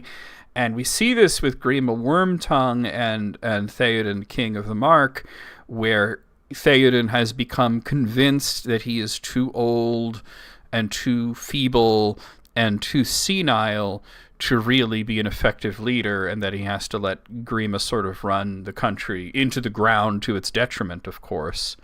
I love the Beowulf angle. I had not thought of that previous, and I'm curious to hear Matt's thoughts. Can you clarify something about the good, bad, and the ugly aspect? Who are you proposing as the good, bad, and the ugly in? Is it the scene or is it the characters? I was thinking of the characters. Clearly, Gandalf and company are the good coming to save the court. The whole court is caught between good and bad because of Wormtongue's betrayal, and I would call it amateur bewitchment as a student experiment. Social engineering, in a sense. Ugly is very, very deeply seen in Wormtongue's soul. Yeah. Okay. My thoughts then. Oh. Could I just point out that the character that is, whose presence is felt but is not there, represents the bad, which is Saruman the White. Agreed. Okay, Sure. Go ahead, Matt. I see this as a catalyst and a keystone that holds this whole world together in the contrast between good and evil. And it's really powerful when it involves weapons or magical power. Because if you are trusted and you're deemed to be on the side of good, even if it's by a little bit, but just that you're on the side of good, there is no middle ground. There is no middle ground for whether you can bring an assault rifle into a courtroom. There is no middle ground, because that's basically what this is. I mean, if you're a good person, you're going to bring your assault rifle into the courtroom because you're a good person. You're not going to be tempted or use it in a bad way. Now, that sounds strange in today's world, but if you think about swords and magical power or whatever, it is the same thing as being trusted. That you've got an assault rifle and a hand grenade, and all the weapons that they keep pulling off of out of Aragorn, which is a hilarious scene. They're all armed to the teeth, and but because I am allowing you to, because I determine that you are on the right side of good, you can carry all this stuff, which is the most powerful kinds of weapons at the time, which is the same thing as the most powerful weapons you can carry on yourself in modern day. What does that tell you about the contrast between you're trusted, you can do whatever you want, carry whatever you want, and the people who are not trusted? There's no gray area. There's just whether or not you are aligned with good or evil when it comes down to the potential use of lethal force, if you want to call it that way, because these weapons are all, of course, lethal force, and the kind of characters are letting in a dwarf, an elf, a man, and Gandalf. Holy smokes! This is like special forces guy coming into the DMV with all this stuff on it, and you've got to either be trusted at the door or not trusted at the door.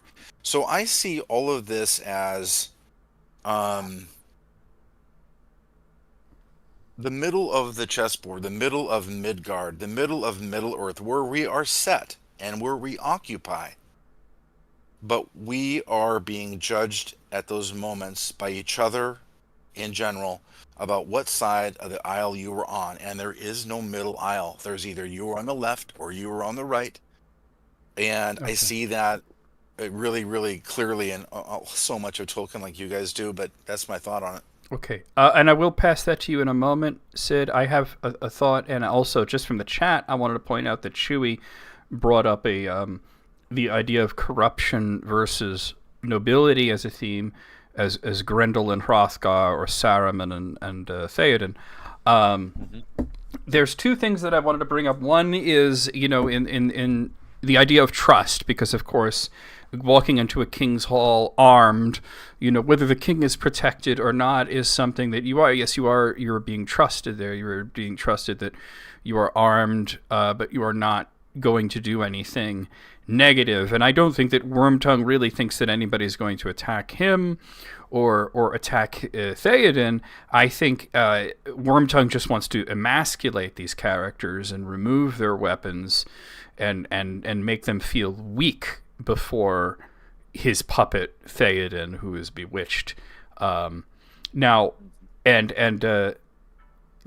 Gandalf knows that he's not trusted here because the last time he met Theoden really didn't want to hear anything that he had to say. He wanted him to get out of there as soon as possible, and he even did something which, from Theoden's perspective, might have been quite foolish. Told Gandalf that he could take any horse that he wants if he just gets the heck out of Rohan, and then, of course, Gandalf takes the very best horse, Shadowfax, that the king had been saving possibly for his son Thangel, who has now been slain. The other thing, and I thought when you were talking, Matt, because your perspective is very, very interesting, especially as Chris in the chat points out that Gandalf's staff is his weapon, and the swords are, of course, dangerous. But I was thinking of a film that I had seen, a Chinese film called Hero, and it was about a man who was approaching the Emperor of China, and he was telling him these tales in an almost sort of like a Shahrazad sort of way, these tales of great heroism, and then every great tale of his own heroism and what he had done for China as a nation, he was allowed to take one step closer to the king, because you weren't allowed to come anywhere near him. You'd be shot by like 1,000,000 arrows if you came near the Emperor of China. And every time, and the whole idea was that he was getting close enough to make an assassination attempt. And I won't spoil the end of the film because it was an excellent sort of a wuxia film. But it makes me think of that because the man was armed, and they didn't make him give up his sword so that he could stand near to the king and tell these tales. He had his sword. So I really think that Grima here, in saying you have to take all of their weapons, including the wizard's staff, I don't think he fears danger. I think he wants to humiliate and emasculate these people and make them grovel before him. Sid, go ahead. All right, I have an add to that. Okay, if it's one sentence, go ahead, Matt, and I'll just reply to everyone. Okay. Thank you. It's actually, thank you, Sid. It's quick. I think that it's both, John. It's sometimes we get into this whole it's one or the other, but I think it's both. I think he wants to. It has to be both. Yeah, but I also think he's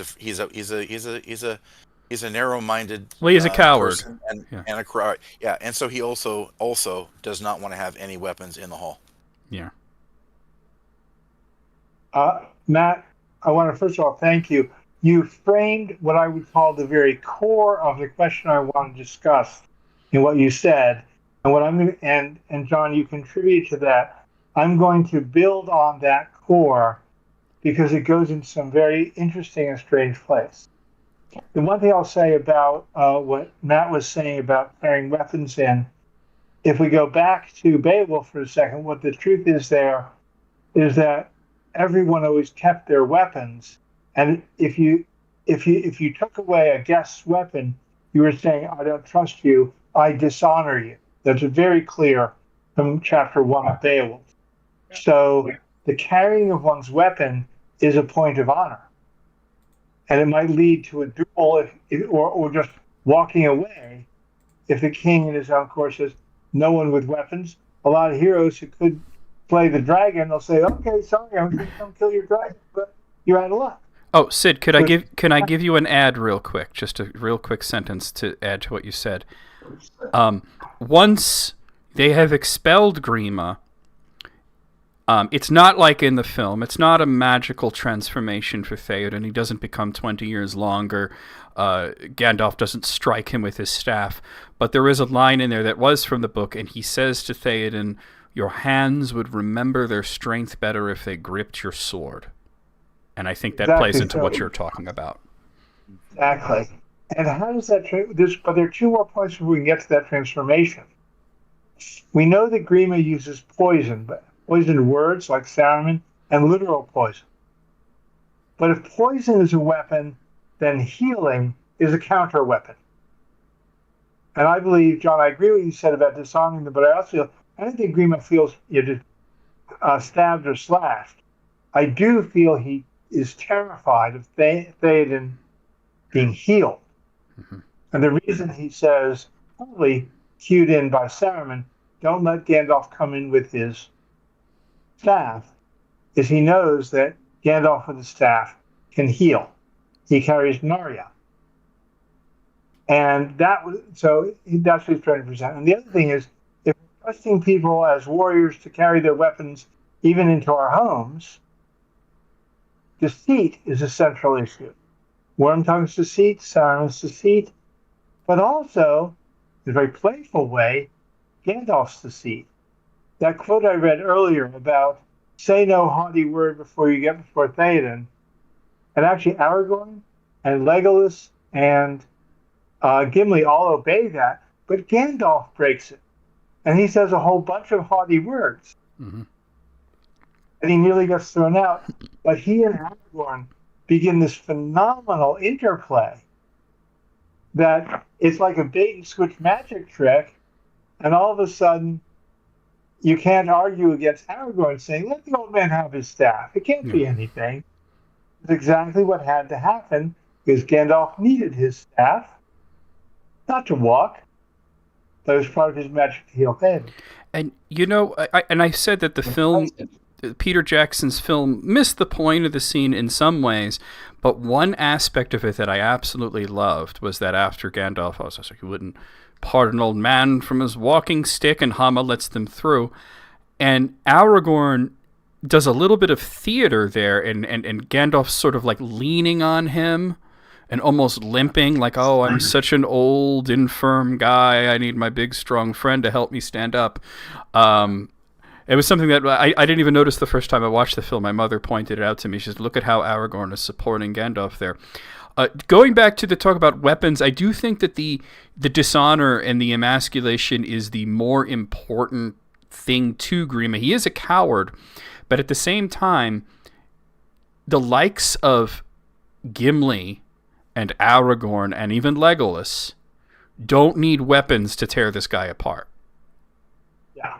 And as you were talking, I might have been smiling a bit because I thought of this, sort of thing where Aragorn would grab one arm and Gimli would grab the other arm, and they just pull him till he pops. And I think, that's what would happen. Go ahead, Yeah, Matt. that's true. No, I agree with that, John, but I think it's bigger than that. Gandalf doesn't trust the fact that any sane mind has control over the soldiers in the hall, and that at any time Grima might order them to either be killed or imprisoned or whatever, blah, blah, blah. Yeah. So it's not that he's, trying to prevent from getting torn limb from limb, which obviously they could do. It's the fact that Gandalf and Legolas with his bow and his swords, and Gimli with his axe, and Aragorn with his sword and his deck. I mean, those guys are basically carrying assault rifles into that hall. They could probably kill everybody in that hall. They're armed to the teeth. They're armed to the teeth, and they're not just regular people. These are princes and kings and a Maya wizard. I mean, are you kidding? No, they'd all be dead. And to say nothing of the. Oh, I'm sorry, Sid. I just want to piggyback on what he said. To say nothing of the quality of the weapons that they're carrying. Anduril, obviously an amazing weapon forged by originally as Narsil by a dwarf from the first age. The bow that Galadriel gave to Legolas with the elf hair, maybe even her own hair as the bowstring, and Gimli's axe, which was like the orc killing machine, So these were some pretty, and then of course Gandalf's staff, which was also something that came from Galadriel. But there's something we can trump beyond all of that. When Gandalf first appears to the three in Fangorn Forest, he says, indeed, none of you has a weapon that could harm me. And he wasn't talking about fighting back with his staff. Gandalf the White is invincible to anyone at a lesser power level than the Lord of the Nazgul. And it's implied he's more than a match to the Lord of the Nazgul. That's a separate. You want to hear about? Okay, I'll talk about that next one. You're right, though, and I was even going to say, because we were talking about the film and how it missed the point, and I love the way that they did a comedic action of Aragorn pretending to help Gandalf walk, but what it really should have been is Gandalf striding in confidently with the others behind him. Yes. You could play. I'll just go. You could play that one either way. It was kind of cute. But Well, what Aragorn actually did verbally when to get Gandalf's staff into the room, Aragorn sees what Gandalf is doing and distracts by talking about own sword and just saying, "Oh, give the old man his staff." It's a beautiful deception against Grima's deception and total deceptiveness of, Oh, shoot. I disappeared. I'm wearing my ring, but it shouldn't do that. Oh, sorry, I accidentally made Sid disappear. We got it now. We're okay. Let me dovetail on that real quick. If you recall, the very next scene is Gandalf moving in front of everybody after the scene that John's talking about. The very next cut scene is he moves in front of everybody and approaches in the lead. So they both of those things are there. I understand what you're saying. I mean, Jackson is Jackson. He made some mistakes, but I gotta tell you that I'm giving that scene an A minus. I mean, at the very least, it's pretty good. It missed the point, but boy, is it good. You know what I mean? It's sure. There's a lot of parts of the Lord of the Rings, that Peter Jackson's The Lord of the Rings, that miss the point, but were still very, very good for different reasons. I want to come back to the book, please. I agree with all that you said, but let's come right back to the book and look at these characters and how they move.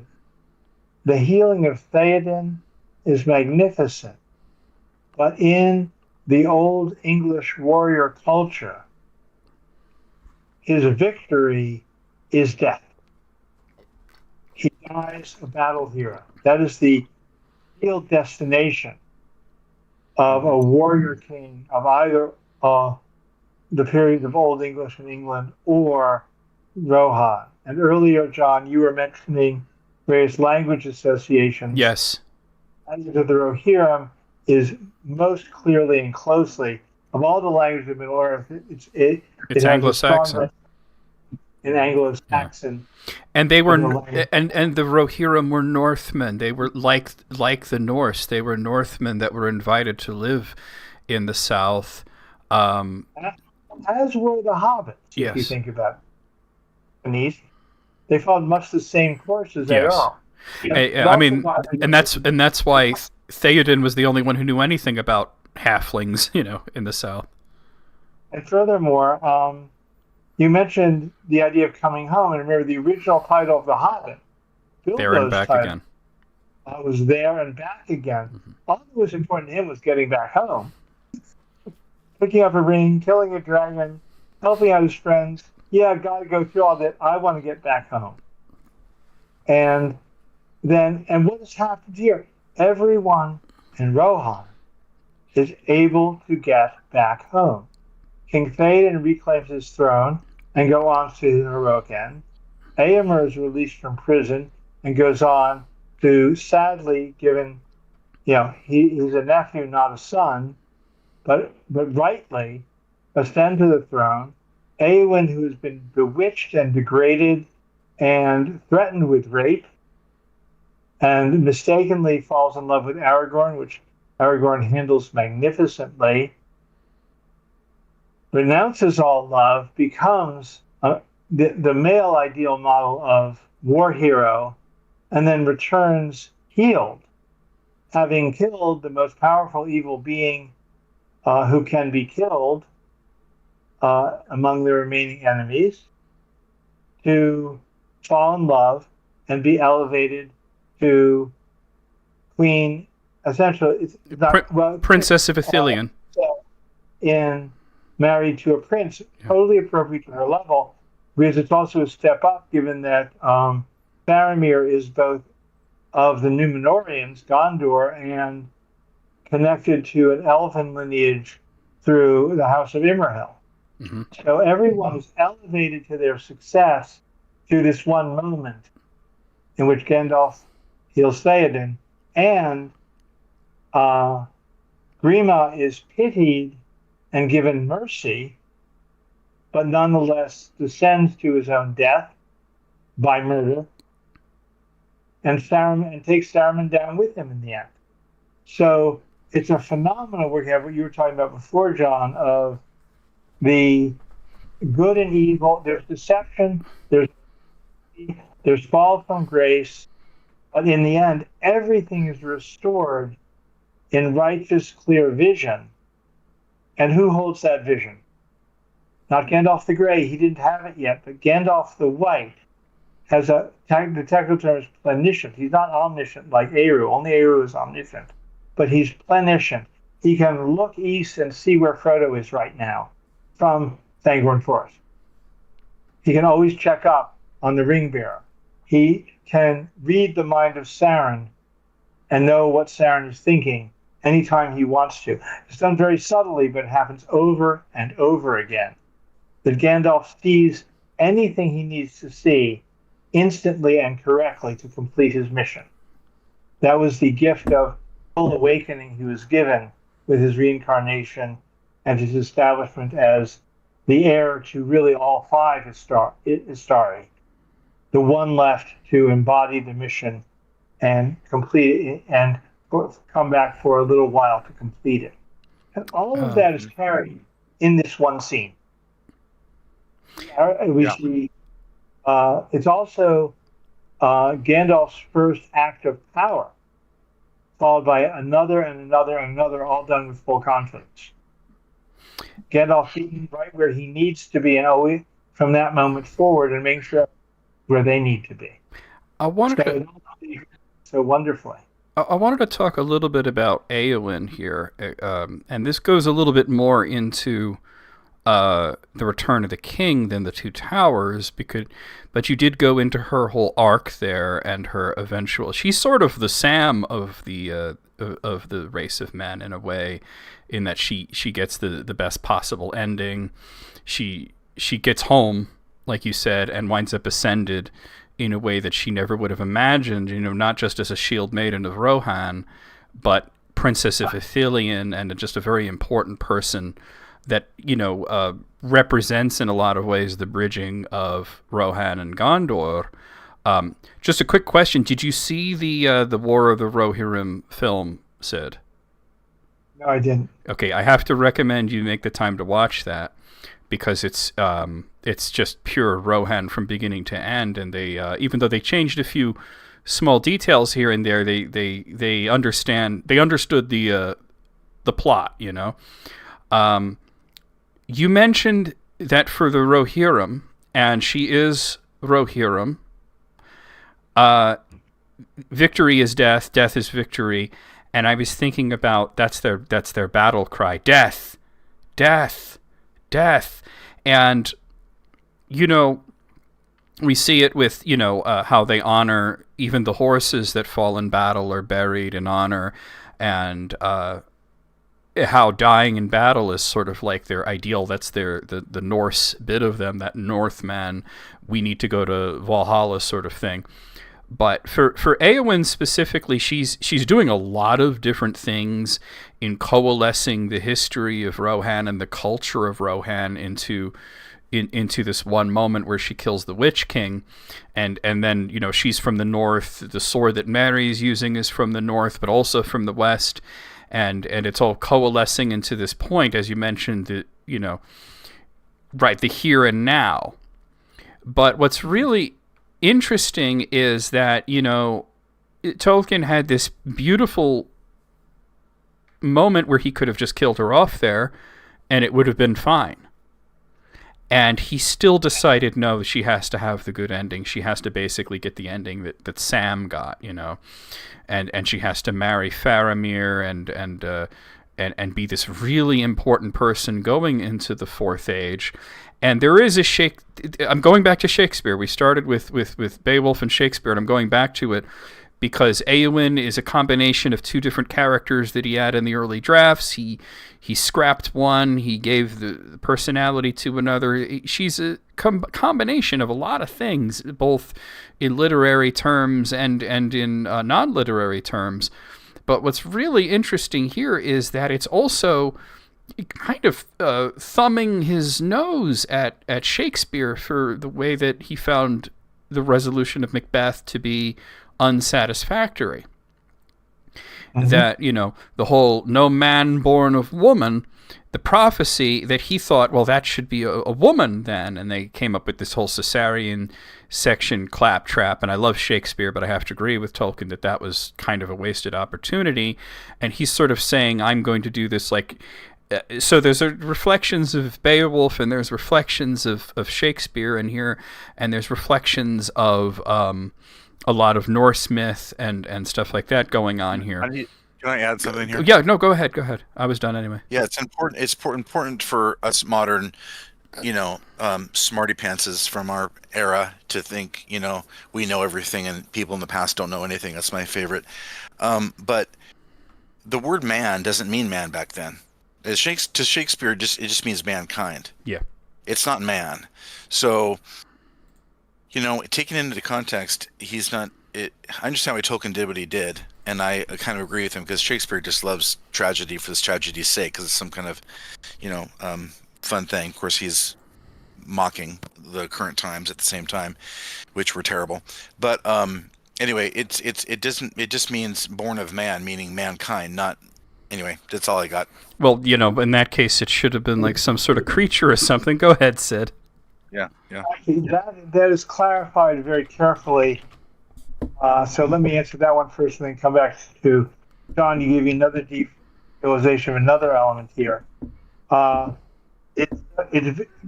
Glorfindel gave the prophecy, and it was just like Elrond saying, "It is your job to take the ring to Mount Doom," and he never says, "And throw it in." When you get there, everyone assumes it. He knows it's not true. Glorfindel specifically used in what he spoke a man in lowercase, which means a male person, not man as in the race of men, which is capitalized. So, Matt, the word normally is just a person, yeah, and as a race, it's the race of men. They don't say humankind the way we do. But Glorfindel precisely said a male human being. No, he didn't say that. He said not by the hand of man. I spent this week 2 hours reading linguists. He said the hand of a man, and lowercase. There was no A in there. Yes, there was. I'll find it for you. Not tonight. We'll find it over later. But anyway, bring it back. Bring it back at the next show. Bring it back at the next show. We agree. But the other thing I'll say is, John, you gave me an. I have it. Right, I already have it. Okay, go ahead and read it. And not by the hand of man will he fall. Uppercase or lowercase? Lowercase. That's it. Lowercase means a man. In Tolkien's use of the word, he was capitalized man. Oh, snap. We're out of time. I didn't have the timer up. Okay, anyway. Go ahead. Finish your thought. I gave you a beautiful idea. Prior to the Fourth Age, there was no princedom in Ithilien. Mm-hmm. So, Faramir becomes a prince in a princedom near a tower, Cirith Ungol, which is still dark, and Sam becomes a lifelong mayor and under a tower, the Elven Tower near the west. So there are it's a part of a Celtic triptych. There are mirror images of each other, and they ascend and they elevate their women by ascending. Rose Cotton goes from being a farm girl to being wife of a mayor. Eowyn goes from being of the Rohirrim to now the mother of a Númenorian and Elvish blended lineage. So there's a tremendous. I love the geographical mirroring in that as well. That's the kind of thing that Tolkien pulls off. I don't think he's always conscious of these. So Well, good at it's also everyone finding their wholeness in one another. They're all finding their yeah, wholeness and completeness and purpose in one another. On top of what you're saying is also true. Yeah. I agree. I would just say in themselves and one another, becoming Yes. whole in themselves in order to be part of something larger in relationship. And specifically giving them Ithilien is interesting because it's sort of like it's dangerous in a way. It's the closest part of Gondor to Mordor. It's right on the border of Mordor, but it's also said to be the most beautiful part of Gondor. Well, obviously in the Fourth Age, whatever enemies there were disheartened, hunted down, fearful, and not organized, and all the retaking of the dwarven realms and what happened at Goldur when Celeborn took his troops there and Galadriel, I don't think they had troops. I think it was just the husband and wife duo. They went there and tore it down.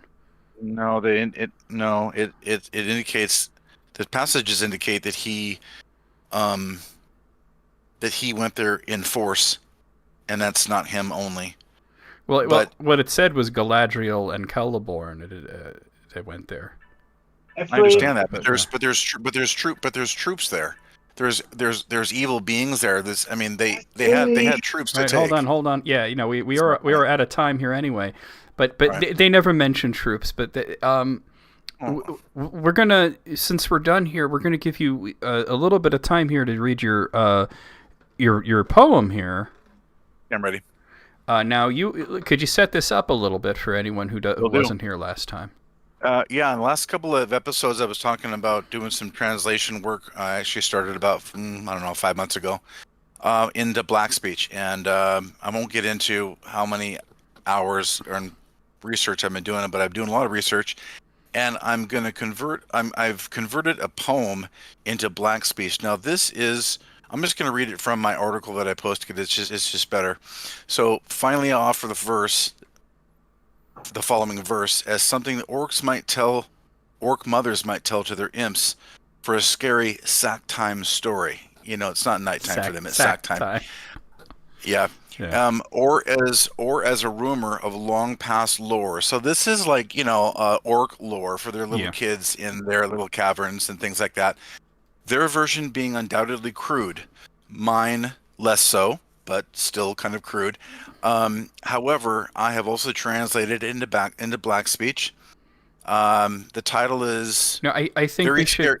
Hold on, we should call this something like Neo Black Speech or something, because that's fine. The actual black speech of Mordor, there's only like a dozen words or so out there. Yes, this is the best research I can come up with and find anywhere in the world that has translated the root black speech language from Korean, and a couple of other sources, and this is as close as it gets, and you'll see it sounds really good. In fact, I've tested it many times, and it comes out very, very close to what we have from Tolkien, so it cross-referenced and checked out. The title is scary to them. To orcs, it's a scary title, made more so by constant propaganda about the cruelty of elves and their cannibalism of orcs, as they were told by their own people, obviously. In the latter First Age, we have lore scrolls, I'm just kidding, that indicate anyone discussing this matter about Morgoth versus Luthien were put to cruel forms of death because they couldn't speak of it. But no one here on YouTube wants to hear any of this, I'm sure. But anyway, this is it. Yeah, before you go, I just want to say, because I'm smiling here, I never thought about that, but after Morgoth and his court eventually woke up, I think there had to be some sort of, we will never speak of this. Absolutely. You know what I mean? Because there was if you tell anybody, it's done. Yeah, and because Tolkien says in there, obviously there was a lot of people in there. There was orcs, there was demons, there was Balrogs, everybody was there, and a lot of them speak. And okay, so here's the thing. This is what it's called. It's called the Elfin Maid. I'm going to do it in English first, and then I'm going to read the Black Speech Okay. version. It's only about 10 lines. Okay. Hear now a famous tale from dark days of yore, a tale of woe never heard before. When flat was the world before the rings were wrought, our lives to the Lord so dearly bought. When down crumpled orcs and all the Balrogs proud were hushed to sleep by songs soft, not loud, sent them tumbling down to the cold floor they laid, our dark lord beaten by elfin maid. And in Black Speech, this is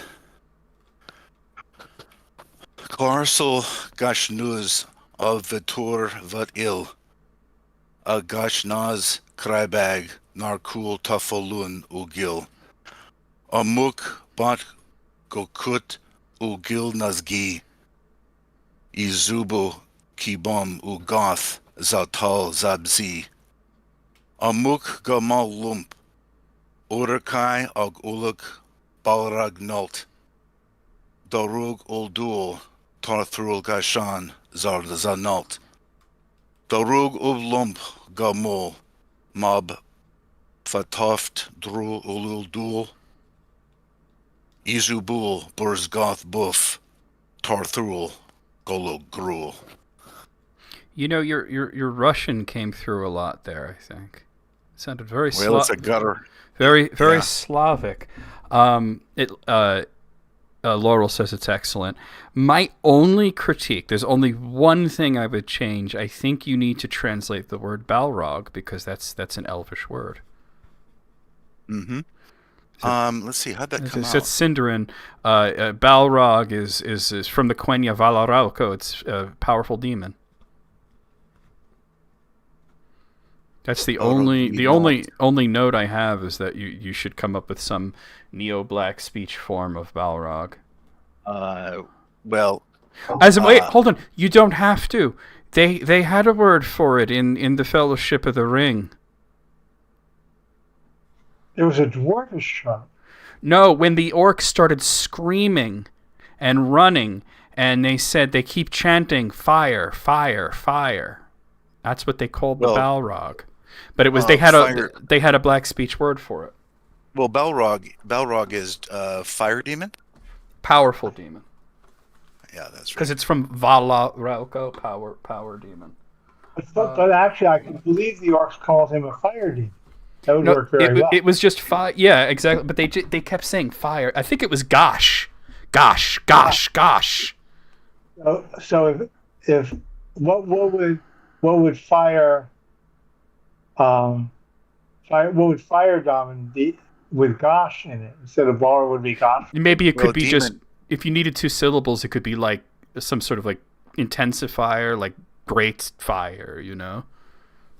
Well, Yeah. it's demon is Drock. Okay. Okay. Drakosh. Yeah. Drakosh. So that slipped up. That slipped through. But yeah, replace that word with. No, with that. Now you as one word out of how many that I had a note on, and I was just gonna say, I heard a little Cinderin in there. You're getting rave reviews in the chat, by the way. Well, I just have a request, Matt. September is my birthday. Could you sing me "Happy Birthday" in the Black Speech in September? You know, You got it. that is the most got it. surprising thing that I've ever heard Sid say, because when I'm telling you, this is the truth. This is where my mind went. When Matt was about to read the Black Speech, or the Neo Black Speech, I half expected Sid to do this to cover his ears, sort of jokingly, like he did when I read a bit of Black Speech a few episodes ago. Well, my job is to grow in acceptance of all. So Yeah. Have you changed? Wait, have you changed your mind about that Morgoth coin then? Yeah, exactly. That's what I was going to ask him. I'm not too worried about you guys having. By the way, that translates out to Uluk Draknalt. That's Balrog in Black Speech. There you go. But anyway, that was close. But Yeah, I mean, you even made the Black Speech part rhyme, as Chewie pointed out. Yeah, I had to do a little bit of ending and See now, okay, so Chris Lindbeck here in the chat has it's Moogle. It's not his birthday now. He's saying his birthday's in September. Has mentioned that he shared some sort of orc fan fiction with you that you appreciated. Do you know what? Yeah. with me or with Sid? Yeah. Chris With is my you. wife. He said Matt. Yeah. Oh, And, That's your wife. Oh, okay. I didn't know that.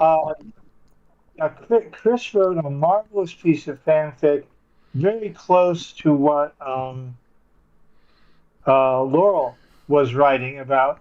How do you put together the Uruk-hai? This is Saruman now, though. How were the Uruk-hai put together, if it were, from men? I didn't realize it was that Chris in the chat. And she wrote an amazing piece. Yeah, so apparently Matt had said that he really liked the orcs in it. So, and that's on Archive of Our Own. Okay. Well, Sid, do you want me to send you this with a stamp from Mordor or from Angband? What kind of birthday card would you like? Angband. Let's get back to the ancient story. We're gonna go really. Oh, you want it really dark? You got it. You know, if you wanted to send a message like that in a true orcish fashion, you would have to carve it into somebody's head like Azog did. Oh, nice. But I will put it in Angrithus, and it will come from Angband. Absolutely. Thank you. But the pronunciation will be in black speech, so you'll have to sound it out, and